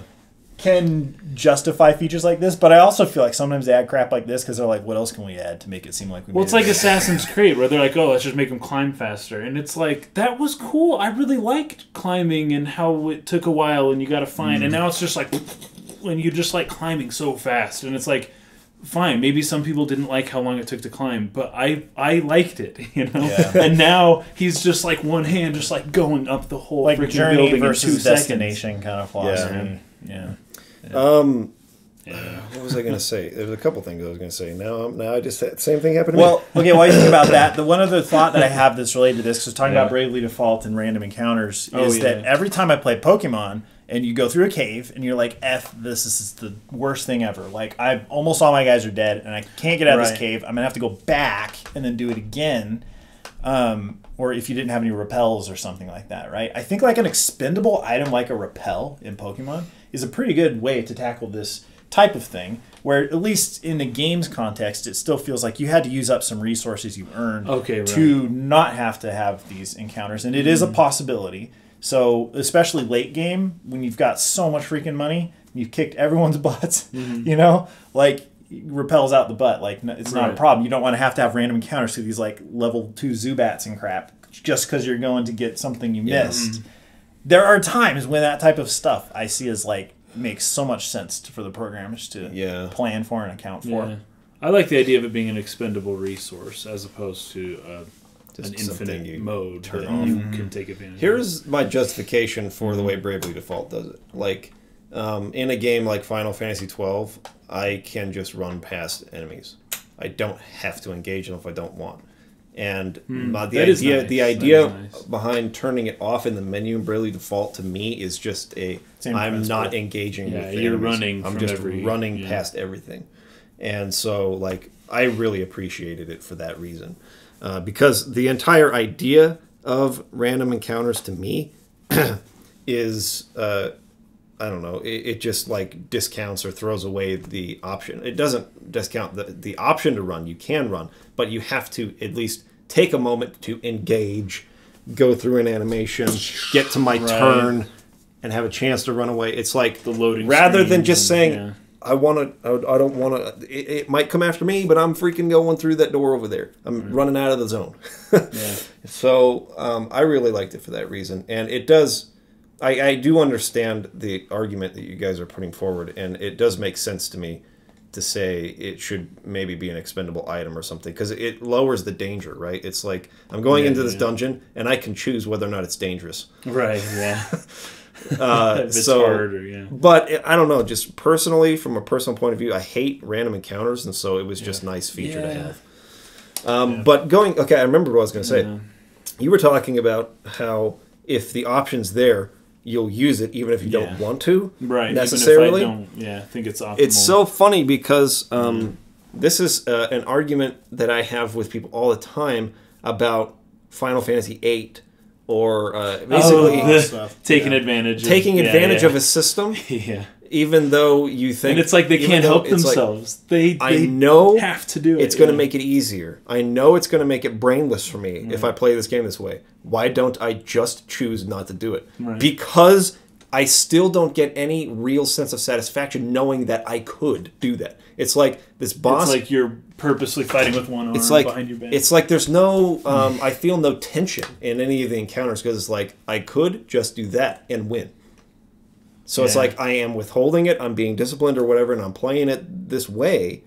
But I still don't feel any sense like, ooh, I could die here. Because the back pocket, here's the I win strategy. You know what I mean? So, like, I get that, what you're saying, to an extent, for sure. I think that when there's something that you want out of a game that gives you enjoyment, you want some challenge, or in your case, you want some sense of world immersion. Oh, a sense of place. Yeah. Like, and that can be ruined by this super great convenience here. I get what you mean.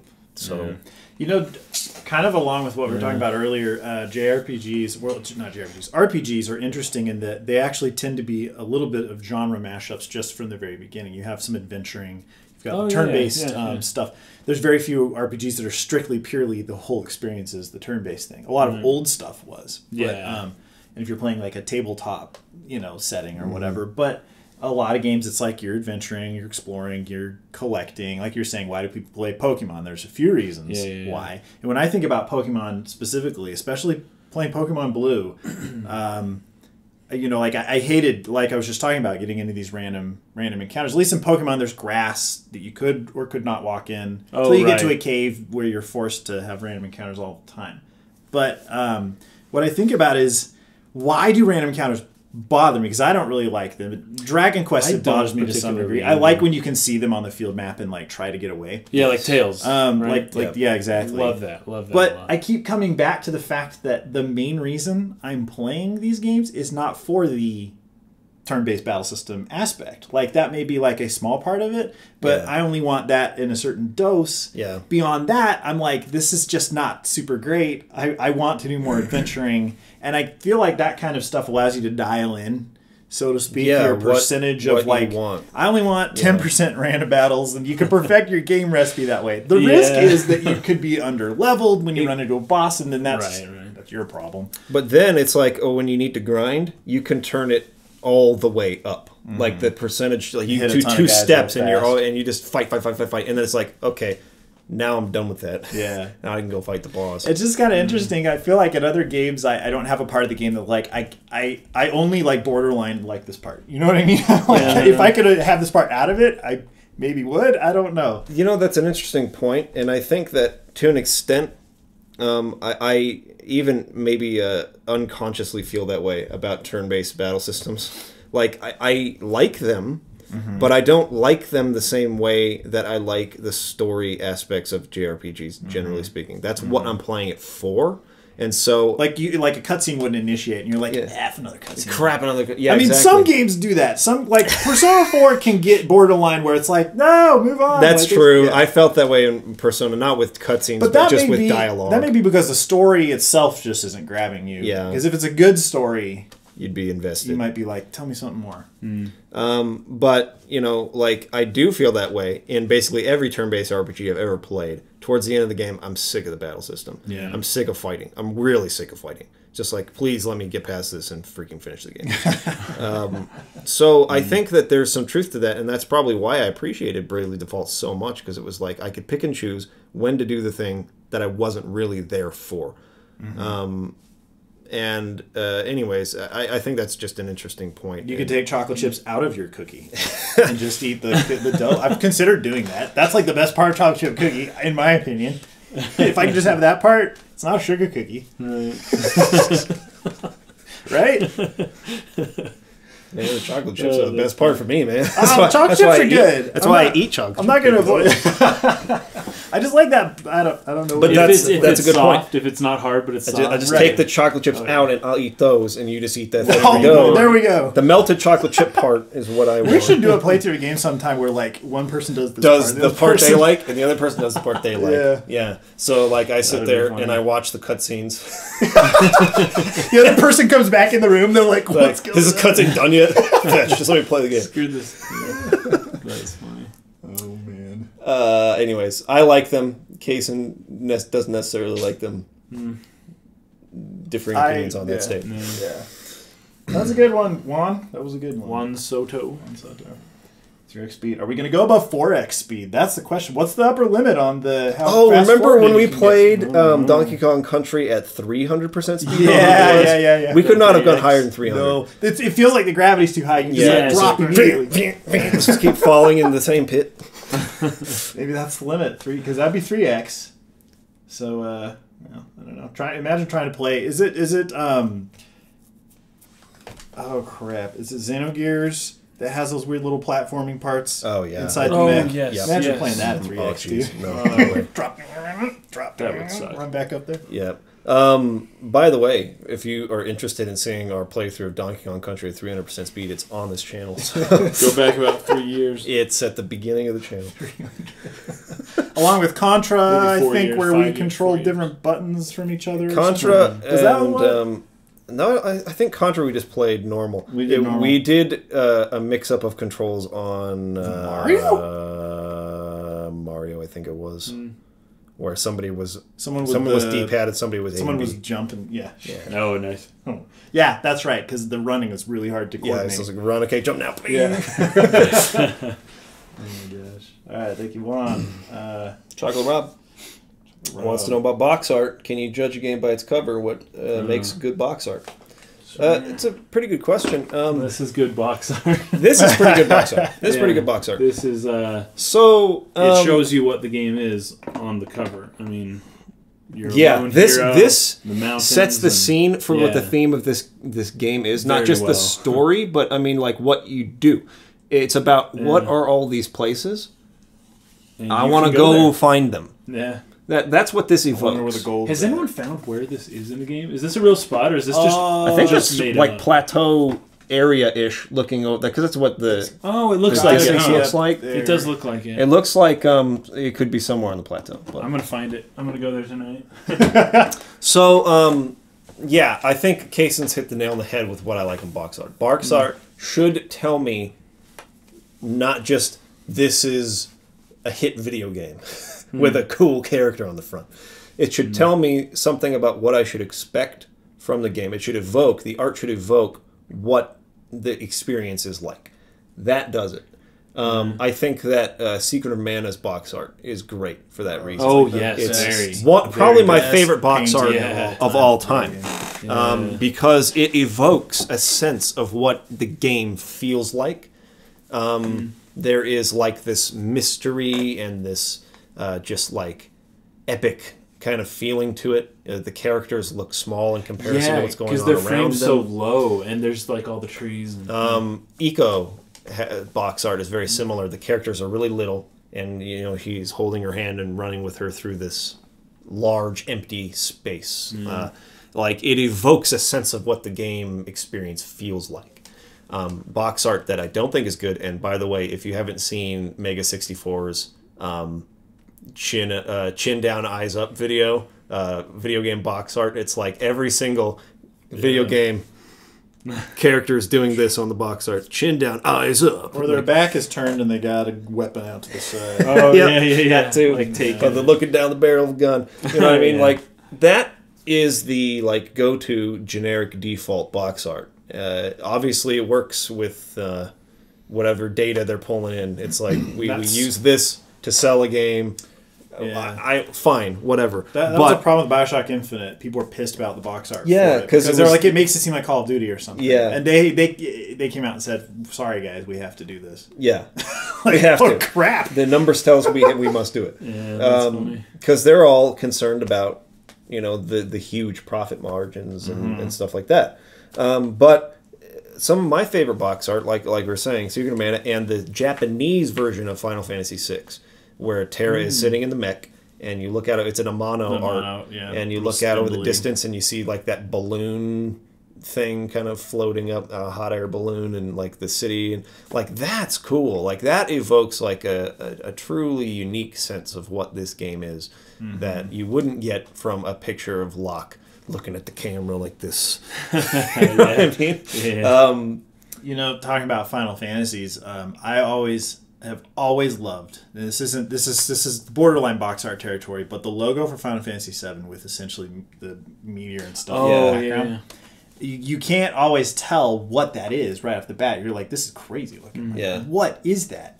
Yeah. And it's obviously important. It's a big deal in this game. I gotta find out what hints what like that means. Yeah, or like talking about Breath of the Wild, the Master Sword sticking through where it's rusted out and broken up and kind of messed up. I feel like it does a similar thing. That tells a story in and of itself. Like, what? Yeah, you're like, oh, what happened? Yeah, that's I think cool, you hit it again. And that's a little more logos. A box art that tells a story in and of itself. Art that that evokes an interest in what's going on. I gotta find out what's up here, and that tells a story somehow. That kind of box art to me is the best, and it might not sell the best, but it is. It is. At least make it a sells it for reversible me. cover. Make it a reversible. That's right. Give people the option. Sell people on this one and then just flip it around. Yeah. Have it be a... I think of movie posters as well, talking about box art, because that's almost what they feel like to me. Yeah. Oftentimes movies, when you buy them, there will be just the poster that was advertised in the movie. And something I don't like, while I acknowledge it's iconic, is the Star Wars style. Where it's all the characters. Where it's a built-up triangle together. of heads and people and a few small ships like and that. stuff. I'm not big on that because... That is great to tell you like who is in it if you know actors or if you're already familiar with characters. Exactly. But I've seen some games try and do similar type of stuff, and it's just like it doesn't say much. Sometimes there's stuff you can read into, like so and so's face isn't on the poster, or so and so's face is behind everyone and it's all imposing, or like the new one for the next Star Wars movie, Episode 8 has. I'm trying to remember this. Kylo Ren's face is it's whatever it is. They're offset. They're offset from each other. They're not lined up. Usually they line up the eyes when they do like a split thing. It's like offset. I gotta pull this up because it was. I don't like that though. I just don't. The stack of heads. Montage of all every character, every scene. The movie poster trope. I don't like that as much. Trailer, dude. Gotta look at the trailer. Movie poster trailer. It was now you gotta sift through all the photoshopped ones. Oh, that one. It was this. Yeah, I remember that. Yeah, Luke's head's there. It's huge. And Kylo Ren's head is it's small. Way smaller, not lined up the same way, and it's like this kind of does evoke a little bit of like mystery. It's I like that poster. That's not the typical movie It's not poster. the stack of heads. Yeah, it's not the Lord of the Rings movie poster. Right. Where it has like 11 characters' heads like all around, and then like one dude big, and then like a tower somewhere. Yeah. It's not like that. That's actually kind of this cool. is pretty cool. And it's got the iconic lightsaber. The flare out. Well, that's almost the one. That's like a what do you call it? Like an emblem or a symbol in the Star Wars universe, like the Jedi Academy stuff. They use that. They use it as like what do you call it? Like a symbol. Their logo. It's like their logo. Yeah. So it's a pretty good one. We'll see if that ends up. I kind of like it. I wonder if this is just the red motif. You know, like the red. Pretty interesting. I'd play this game.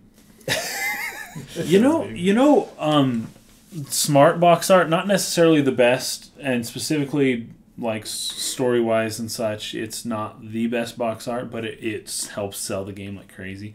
Was Final Fantasy VII's, and I don't know exactly what the PS1 box art was, but for the PC version that we had, it was white and it was Cloud, standing looking up at the Shinra Tower, right? And he had a sword on his back, and he's just like it's like kind of from behind him. That's the PS1. That's the PS1 one. Yeah. So because we played the PC one first, but I can't remember if I've ever seen the PC. The PC box art actually, I liked it at the time, but it's just a full body shot of Cloud looking straight at the camera, and he's forward facing. Okay, so the PS1 and it kind of bleeds into white, like fades into white around him.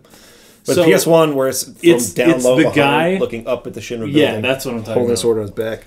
That's pretty cool. The size of his sword is what sold that game to most people. His spiky hair, he's there, and he has a huge freaking sword. And it's not necessarily... huge freaking sword, and it looks like they have high-tech stuff. So it looks high-tech. It looks, pretty cool. But... And, it is story relevant, but it's mostly just like, holy crap, look at this dude. And look at his freaking huge sword. Buy this game and play as a dude with a big sword. And that was basically the draw. When it comes to, a more traditional or generic take on box art, that's the best example. Yeah, that's middle of the road, average. Because it does evoke more mystery, because it's it's showing you something. Like it's not like, let me take a second to stop what I'm doing, look at the camera, pose, and look badass. Like that's what most box art is. In that example, it looks like he's going somewhere. It looks like we caught him in the journey at some point, and we took a snapshot of something as it's happening. He's not looking at us; he's looking somewhere else. Yeah, I like that idea better, and that's what I like so much about like the Secret of Mana box art too. It's like we caught them as they approached the mana tree. Well, the Secret of Mana box art, you can barely tell who the characters even are. You know, it's true. You can barely tell, which is cool because it means the scale is gigantic. Yeah, that's a huge tree. That's a big bird in a fern. And the thing is that you don't even see much of the tree. You just see like the tree's roots, like the lower trunk. That's right. And it still is so big you cannot see who these people are or what this tree looks like up here. It's just like the sense of scale is enormous. And things are small in the image, but it's like you were still not seeing the whole picture, and that makes it even bigger. It's just like, holy crap, this humongous scene that we're looking at. I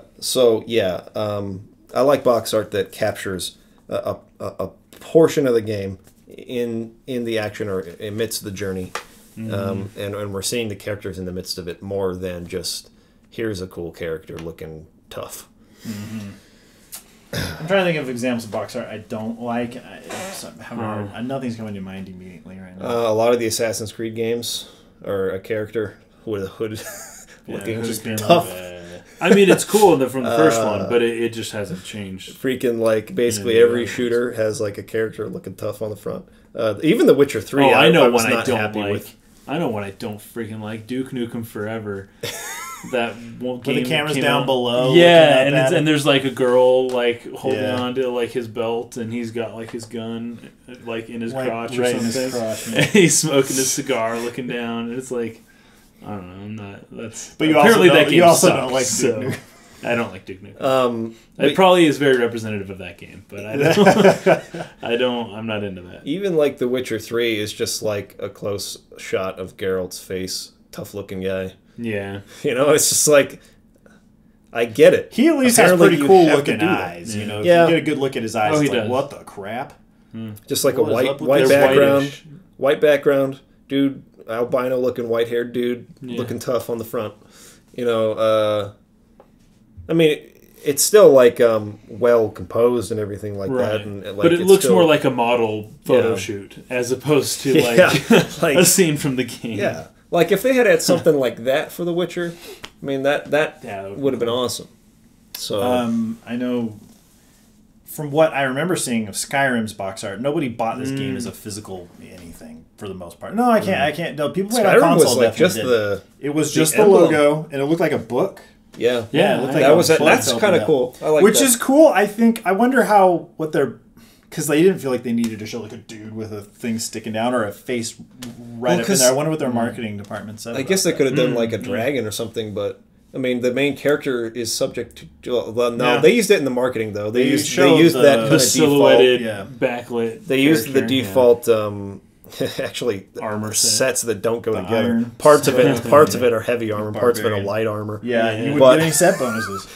But anyways, they used that as the. So I guess they could have done that. I really like that kind of box art just as a collection though, because it just feels just real clean. Yeah, it feels not too busy, and I think that type of stuff it just feels like you got a book on the shelf, throwing it up there. Oh, that poster I have out there. That's Skyrim. It has the character on it, so they totally could have done that. Yeah. But they just went with the emblem, sort of like the little dragon-y thing, dragon-looking emblem thing on the front. Yeah, I like that. That's a pretty good one.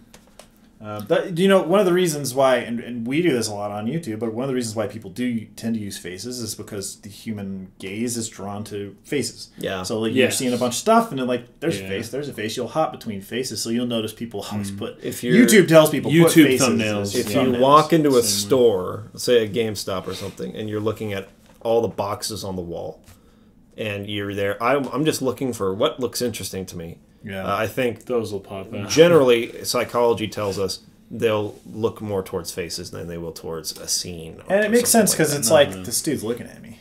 Why is he looking at me? Like if you're out, in the jungle walking around, and all of a sudden, look, that guy's looking at me. What the crap? What's up with that? Yeah. It's a good one, Rob.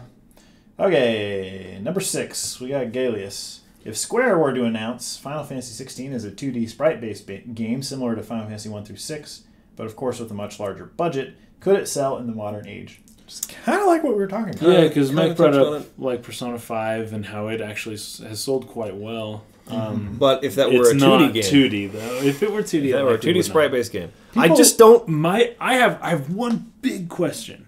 Yeah. What would you be spending your budget on, your big AAA budget on, making a 2D RPG? Here's what you can Where do. would that money Remember be how we talked about you put it into making the world like really big. Right. So you have like, instead of a world that has an entire world that has 10 towns in it, you have each town has 10 an people. entire world that has thousands of towns in it. Right. You know what I mean? And More millions of handcrafted people. and not procedurally generated stuff. That's what you could do with it. That'd be freaking insane, That'd be dude. Nobody crazy. would ever like finish that game. Well, I think you could make it to where it's Massive. like a lot of it's not necessarily mandatory stuff. So if it's you know what I mean? procedural, kind of like Mass Effect, how you eat the planets and things like Well, that. you Or are could you do talking it- even more? Yeah, I think you could handcraft that. them all. You could create an entire living, breathing world for this game to take place in, but it's just done on a scale like a 2D game. So your resources aren't going into rendering and maximizing all that stuff. It's like, this is easy to do. We just got to make all of this people and all the towns and the world itself being so big and massive that you're not going to see all of it, most likely, which would be realistic. I'm not going to go to every town in the whole world on my journey to do this thing. You know what I mean? So but it's all there. Square Enix is not going to make that game. No. But that is freaking sweet. That would be awesome. We should make that game. That is one thing you could do. Now, could you sell a game predicated on that? I don't think so. I don't think that would be enough of a draw. But it's 2D. Yeah, I don't think it. I don't think you Minecraft's could. big. It's... My gut feeling is no. That could never be a AAA level seller. It could be a big niche indie hit. Yeah, But- it would probably be my favorite game of all time, but it would not be. It would not sell. Yeah, that's a good. The 3D is still a big marketing draw. Yeah. It Like is. it's amazing, but like we've been in this 3D gaming era since the mid to late 90s, and it's still like people want their like. There's some mobile games that I'll play, and it's like this did not need to. You can tell it's running like a 3D engine. Yes, they've I've seen modeled some of out, those, like a Skyforce or whatever. And they've got a 3D modeled ship and 3D modeled everything. It's like no. Now my phone's working really hard and getting hot playing your doesn't stupid need game to, that could have been like Risk. Yeah, the newest Risk version does of that. Risk is like that. You that'll make your phone so freaking hot. At least made my last one really hot. It's like it's a board game, you guys. Stop making this like 3D rendered. Yeah. Stop using polygons for You got this your crap. mountains. You got every continent's like raised up. Well, the waves Beveled were and- it's like Yeah, they shouldn't have done it's that. so dumb, but people still want that. Like people that grabs people for some reason. There's ways to do a hybrid though. I mean, I guess that's not what Galeus is talking about, but Project Octopath or Octopath. stuff like that, where you. But even have a foot in both Octopath, worlds. we got 2D sprites, but it's looking. Like a It's set 3D up as a looking 3D world, just with 2D elements. Yeah. So is that kind of what you're talking about here, Gallus, or are you talking straight like Final Fantasy VI? Which Well, he he's did talking mention 1 that. through 6. Yeah. So yeah, even Project Octopath is too advanced. If Final Fantasy 16 used an Octopath Traveler like aesthetic, That would be so cool. it would. It would not sell. No, even that. I just realized And we're talking even older than that. Final Fantasy 16, Final Fantasy 1 through 6. 1 through 6. 1 through 6. 1 through 16 6. is 1 through Oh, this is their one chance to do it. This is their only chance because 1 through 7. No, that's too different. 1 through 6. Yeah, though. so I just think the simple answer is no. Simple answers. And I think they know that. but it would be so cool. Well, they've built I don't a trust them to do it, reputation, though. right? They've built a reputation that Yeah. like each new entry is They're pushing at the the cutting envelope edge. with graphics. Yeah. And Which is that's part of like why the one consistent When we thing they talked have. about the Final Fantasy VII Remake, it would be such a problem to just put the PS4 version on the PS5 because that ruins Square Enix's whole thing. They're on the cutting edge. It's got to look the best. They did it for possible. 15, but even still, I think it was a problem. Yeah, it caused problems for sure. Like the Yeah. optimizing it and then switching development from PS3 to PS4 Yeah. delayed the game further. So. Yep. Anyways, I don't know. Answer is I don't think so. Actually, it would be really cool, Unfortunately. kind of like what you were talking about, if they made a game that they were continuing to work on, just working on it. Like you sell it as a one-time purchase. So it's not DLC packs or anything. Continue to add towns. But they're continuing to. It's just growing. And that could be part of the story. Like this world. There's something going on. It's the reverse of the nothing. Dude. The world is literally expanding out of control. How do we stop it from expanding? Stop growing. So instead of like friends are disappearing, it's like friends are appearing. You get too many friends. I can't keep track of all these friends. I gotta put an end to this. Go on an epic journey. Mike had a good answer for my question of where would that money be going, but I'd still like to pose it in general. My opinion is that while that game would be super cool and I'd love it and they'd better make it sometime in my lifetime, you don't need a AAA budget to make a good 2D game. You just don't need that. Yeah. And so I would love it if Square Enix made Final Fantasy games that were 2D. Honestly, kind of like Brave Exvius, but, not Brave Exvius. Anyways, not on your phone, I guess, not a phone game. Yeah. But if they made those games, it's a fraction of the cost. It would take a less skilled development team. It's not, and they don't have to make Final Fantasy 16 be that, but they should still be making that, on their own because it's not that expensive and there is still a market for it. I don't know that a AAA budget into a 2D game would sell any better than just maybe $10 or $20 million. Or less, probably 5 or 10 million into a 2D game. It'd probably sell about the same. That's what. So just do that, and they aren't really doing. Tokyo RPG should have been. That's what Tokyo RPG should be doing. Yeah. Oh, dude, you know something you could do with this kind of game? You could have like how AlphaGo, like the machine learning and stuff. Yes. You could have like AI that's like cloud-based AI that's controlling like the characters in the game and actually like making like freaking decisions. That would be and cool. like this AI starts organizing and they found their own little town. You can't review that game. You can't review that game. Your experience will be so different from anyone else's. Research and development for AAA video games has trended kind of in one direction, and that is how can we maximize the realistic rendering of this, and what are the most interesting new ways of committing acts of violence. Sounds about right. It would be cool if we could divert from that a little bit and go into research and development on AI and the kind of thing you're talking about, to where you can interact with dialogue with NPCs in such a way to where you can have type more your response and have it be more like an actual a real conversation with virtual characters versus everybody has an option A or B, good or bad.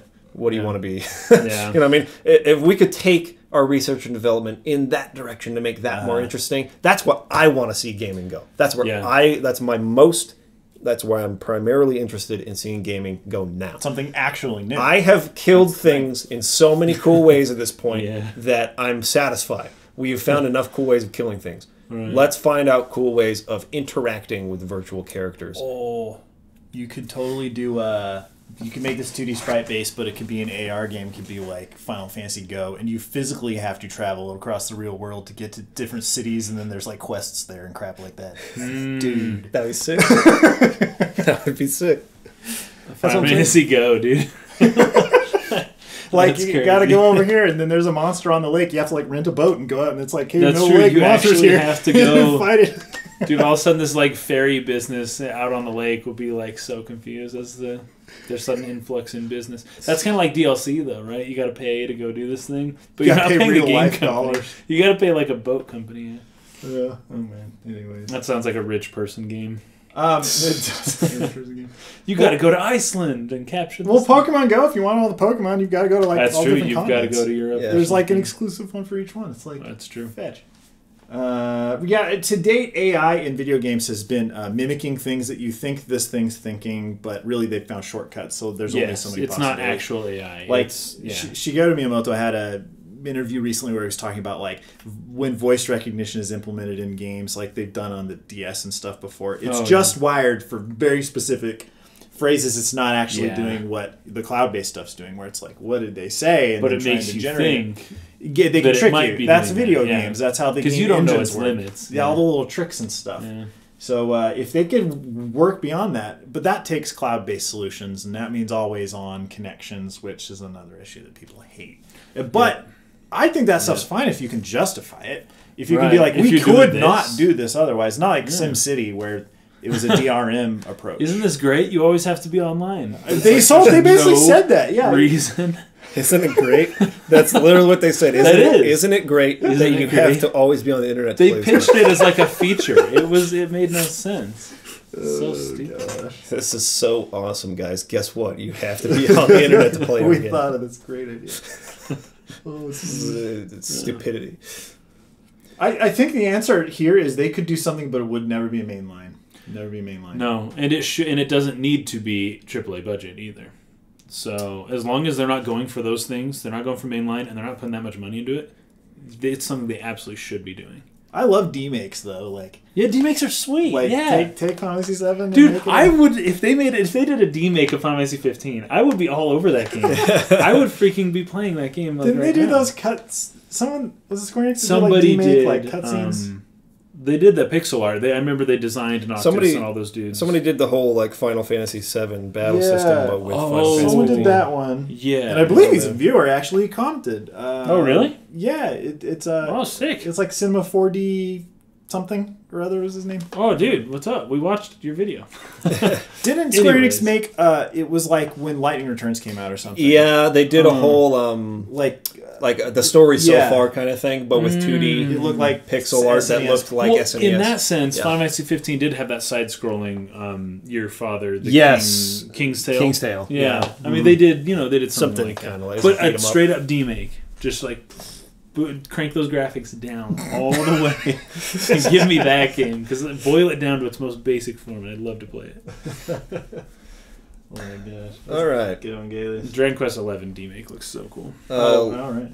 Yeah, actually, that's a good point. I really that's where I've said this before. That Final Fantasy 16 should be basically what Dragon Quest 11 is. Yeah, you have your PS5 version, and then you have your handheld version that allows you to do PS1 style or SNES style.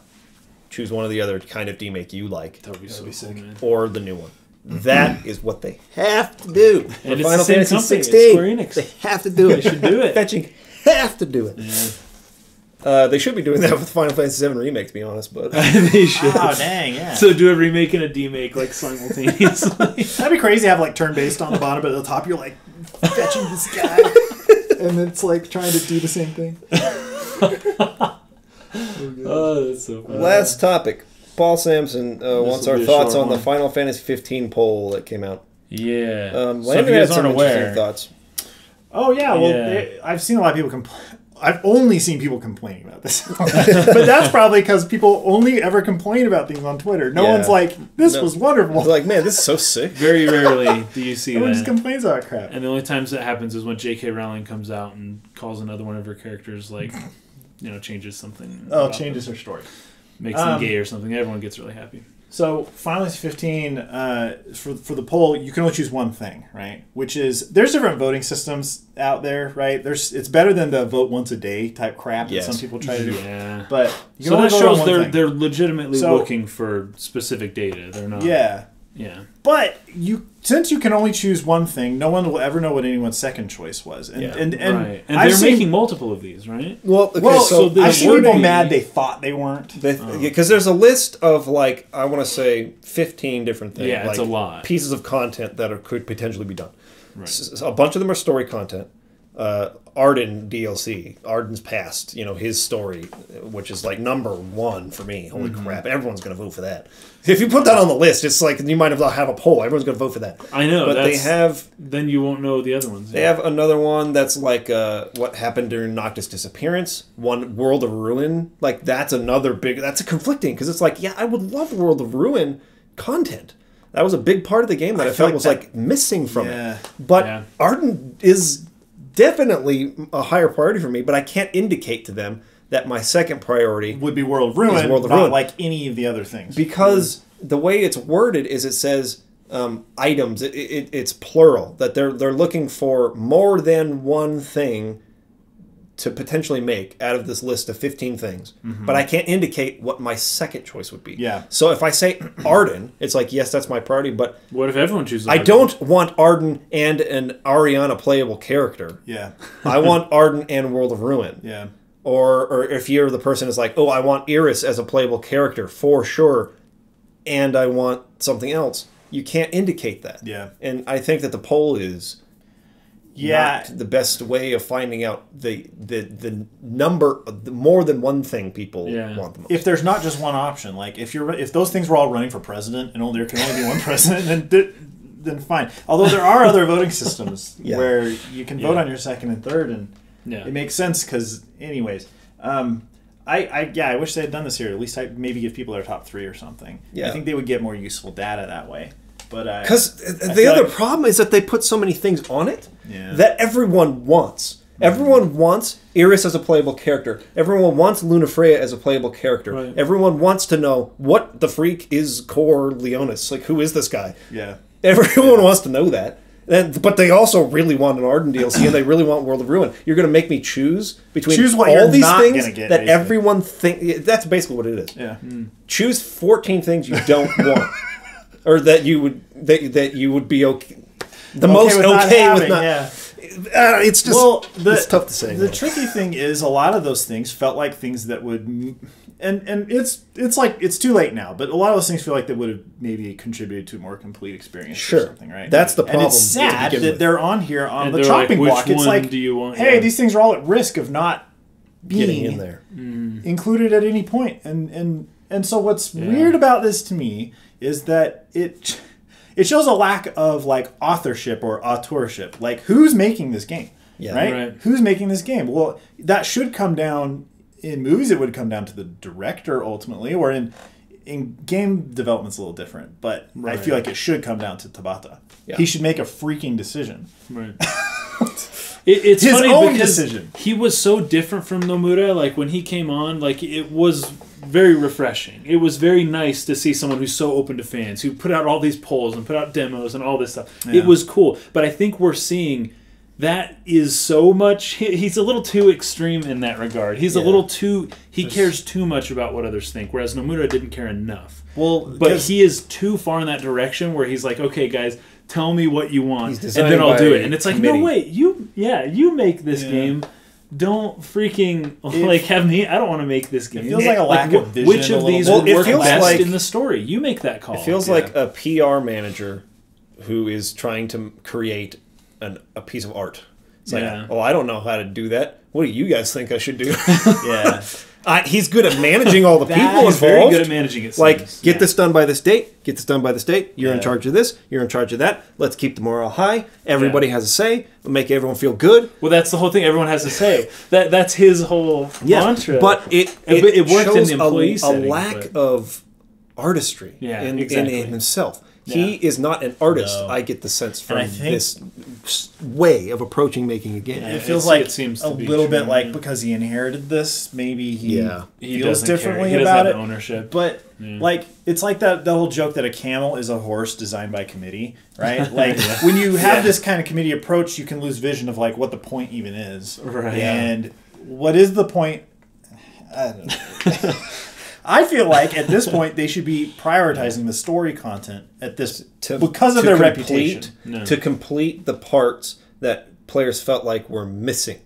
Mm-hmm. So, like, as much as I want Arden DLC, that doesn't complete the parts of the main game that felt lacking. Plus, that's what they should be prioritizing.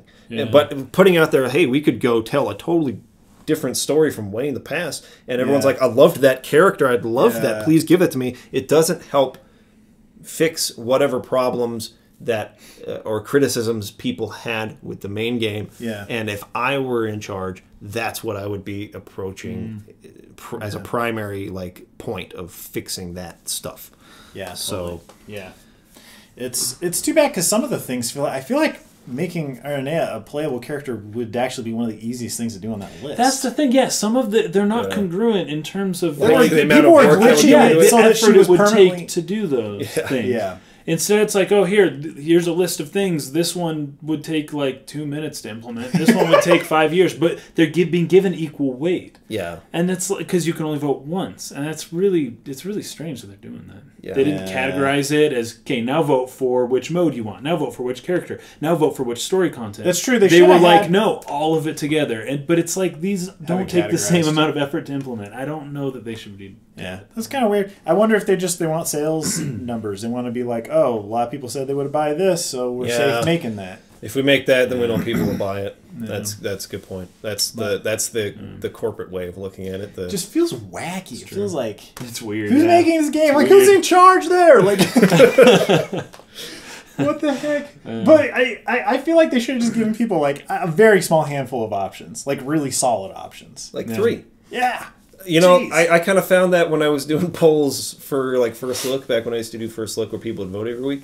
It's like, just put like 2 or 3 games on there, man. Focus. Don't have attention. 10 because you do 10 and like they all get 2 votes. 2 and then spread all across. It's the what like everything gets 2 votes and it's like, oh crap. But if you just give them like 3 solid options, like this, or this, it's like you get an idea more of what people are looking for. So I did not see, but does this poll close? Is this time sensitive? It closes at the end of June. The end of June. Okay. So if you guys have not voted and you have strong opinions about it, about one of them, get in there before the end of the month. Please vote for Arden DLC. There you go. Dark Pixel throwing influence around. See, but this is another example of like people not necessarily like we talked about how, you know. Okay, I'm trying not to speak for everybody. I'm trying to speak for, but there was a large group of people. The reason I know this is because I made a video criticizing the storytelling of Final Fantasy 15, and I was very surprised by how many people agreed with me. Like, I felt like for sure tons of people would be upset and be like, no, the game's great and the storytelling's great and this way you're wrong. I got mostly people like, yep, you were right. This is exactly how I feel. So I feel like, at least to some extent, it is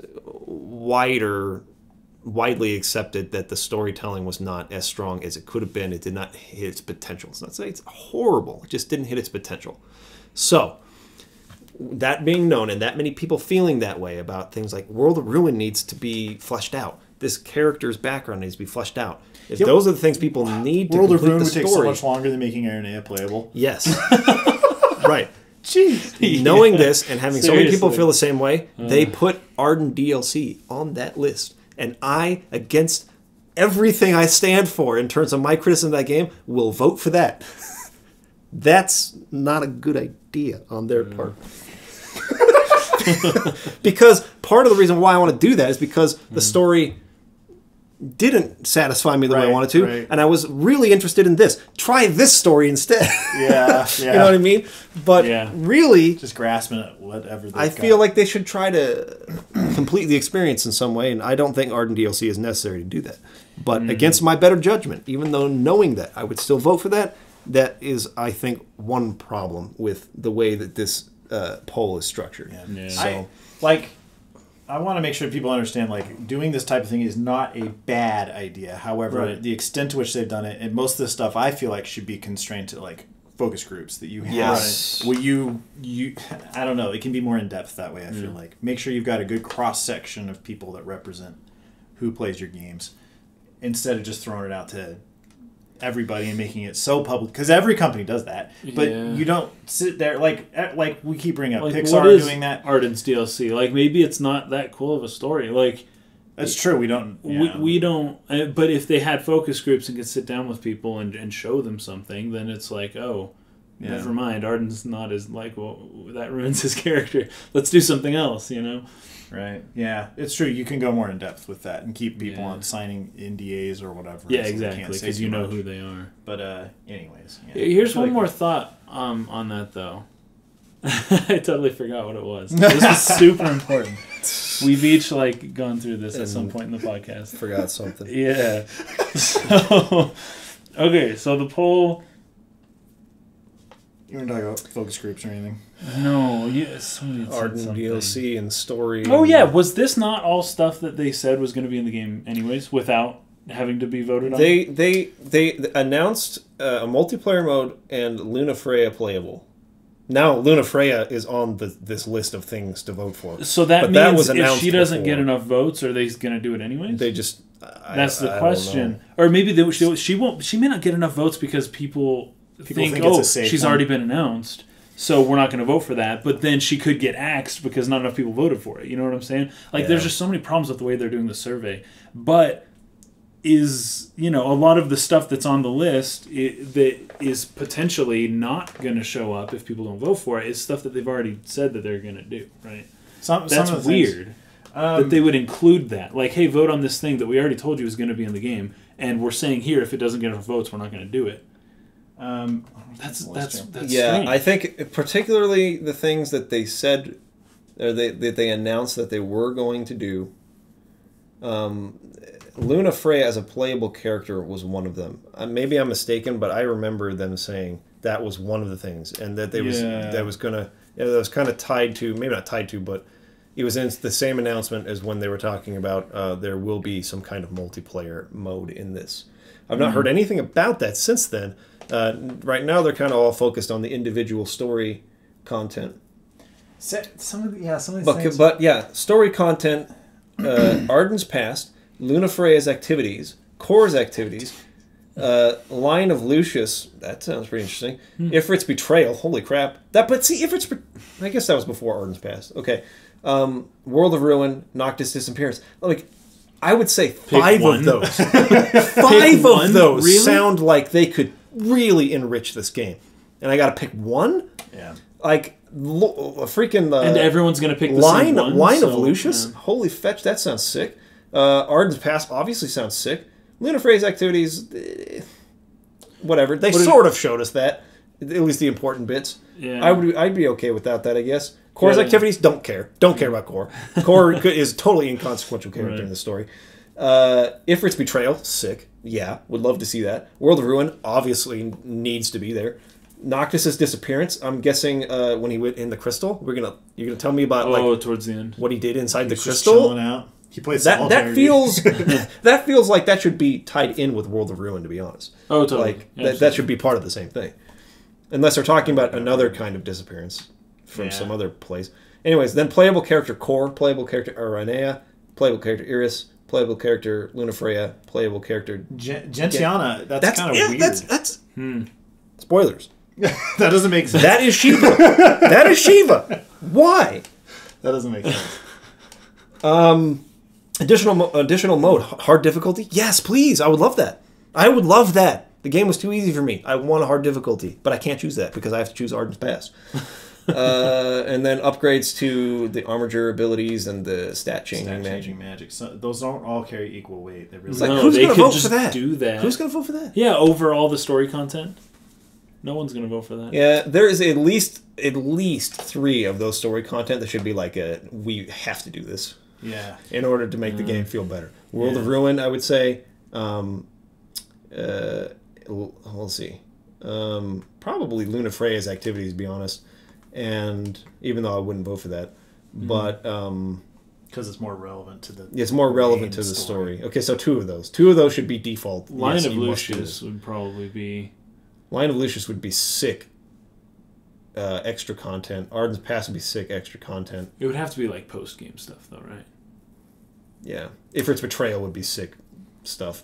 So what's the Donald Trump of this list that's going to win? Arden's Past. Yeah, exactly. One of them's going to win, and Arden's it's not necessarily the best one, but Arden's Past will win for sure. Yeah. I wonder what'll get second place though. I'm guessing it'll be another story content, but I think so many people would love to have like Iris as a playable character. They're going to feel torn about that. Yeah, tough to say. Yeah. Anyways, I don't think it's a good poll. Items that receive many votes. Because what it feels like, this is why. This is the reason why. What it feels like is that I'm choosing things to let go of rather than choosing something I want added. Yeah. So much of this feels like, oh man, I wish I could have that. And it's like you got to choose what to let go of. And that is something that's going to stir negative feelings. So it's not a well-constructed poll for that reason. Having so many things on that list makes people feel like I'm missing out on all that stuff when I make my choice. Not, I get this extra thing. Awesome. You know, some of this crap could be Final Fantasy 15 too. To be completely honest, yeah. There's a few things that they could. Work You know what? into. There is enough content. A different they game, could totally for sure. make a whole new game. That's a good point. Arden's Pass, and Line of Lucius, Line of Lucius, and Ifrit's Betrayal. That could all be its own game. Yeah. Like a For pretty sure. prequel kind of thing. And then just stick to World of Ruin, Luna Freya's activities, Core's activities, and freaking some added characters, hard mode. Bam. Game is feeling good now. Oh man. Anyways, I don't know. It's just keep pounding this like into the ground, but it feels like a list of like oops, like so we can't do all this. You know? Like crap. So where did we F up the most? Bet you should I don't you know. should do a, you should put a photo on Twitter of it just saying like oops. Yeah.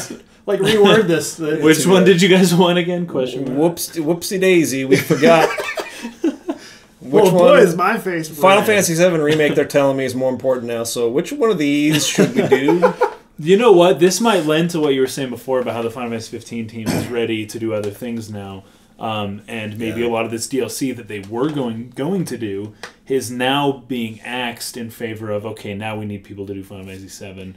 Which DLC can we just, like, get out of the way quickly? We're not doing this all anymore. Yeah. I could totally see that. They And that's didn't another issue I have with DLC in They general. didn't even add It's more always filters for up the camera. For just for That's where my money Prompto. would be. More Well, Instagram And filters. another thought I just had is, you know, with the length of, say, the Gladio DLC, it was only about like an hour and a half total content. Yeah. I guess if you do everything, you could make it stretch it more to 3 or 4 or something. But Arden's Pass would not be able to be covered in something that short. You know, you'd need like a true expansion level sort of thing. Well, I which don't would know take that some Square serious Enix is development. going to I don't know the way that you are that's what I'm saying. hoping. If I vote for that, but they give me an hour-long DLC Yeah. of Arden's Pass, then that's not what anyone wanted anyways. So why put that on there if the case is where the team is leaving, a lot of the team is leaving and something else, we're keeping a smaller core group to like finish out some of this stuff. Yeah. It really makes me wonder about that. So if they say, everyone voted for Arden's Pass, here you go, here's your $5 1 hour long DLC of Arden's Pass, I don't think that'll satisfy people. So gotta be real careful with this kind of thing. I think this is a bad poll. Sets a wrong precedent. Well, people got upset. yeah, and 'cause they might deliver something that they don't really want anyways. Oh man. Yeah. Well, there's your data-driven approach, Square Enix. Guess we expect polls like that. From Deal with it. Maybe See, it's just this a is bot, though. this is the problem with democracy. Now, if we had communism, if we were in communism, we'd have gotten all that. It would have all sucked. But Well, we we'd would have have gotten all all of it. been making it. We'd have all been making it. We'd all, And it would be, to varying standards. But, democracy, just gotta pick one. Oh man. We are beholden to our own fallible system. You can have a parliamentary system where. Yes, you can have- the majority kind Yeah. of system. Anyways. Nope. That's- Oh well. We'll see what It happens. was a long podcast. Very Thanks for long watching. podcast. Yeah. A lot of Appreciate it. not rambling, but tangents. A lot of tangents in this one. Lots of I'm sorry if you tangible don't like tangents. But this is not. how This we is talk. not anything more than just a group of dudes sitting down talking about games. Hey, we talked about Final Fantasy, you guys. I know. For like a lot, like the whole time. I think, Multiple, so. yeah. Multiple If you don't Final like Fantasies. if you don't like it, don't watch it. If you're still watching it, you obviously liked it. So You can't. Thank you. The play button's broken on your.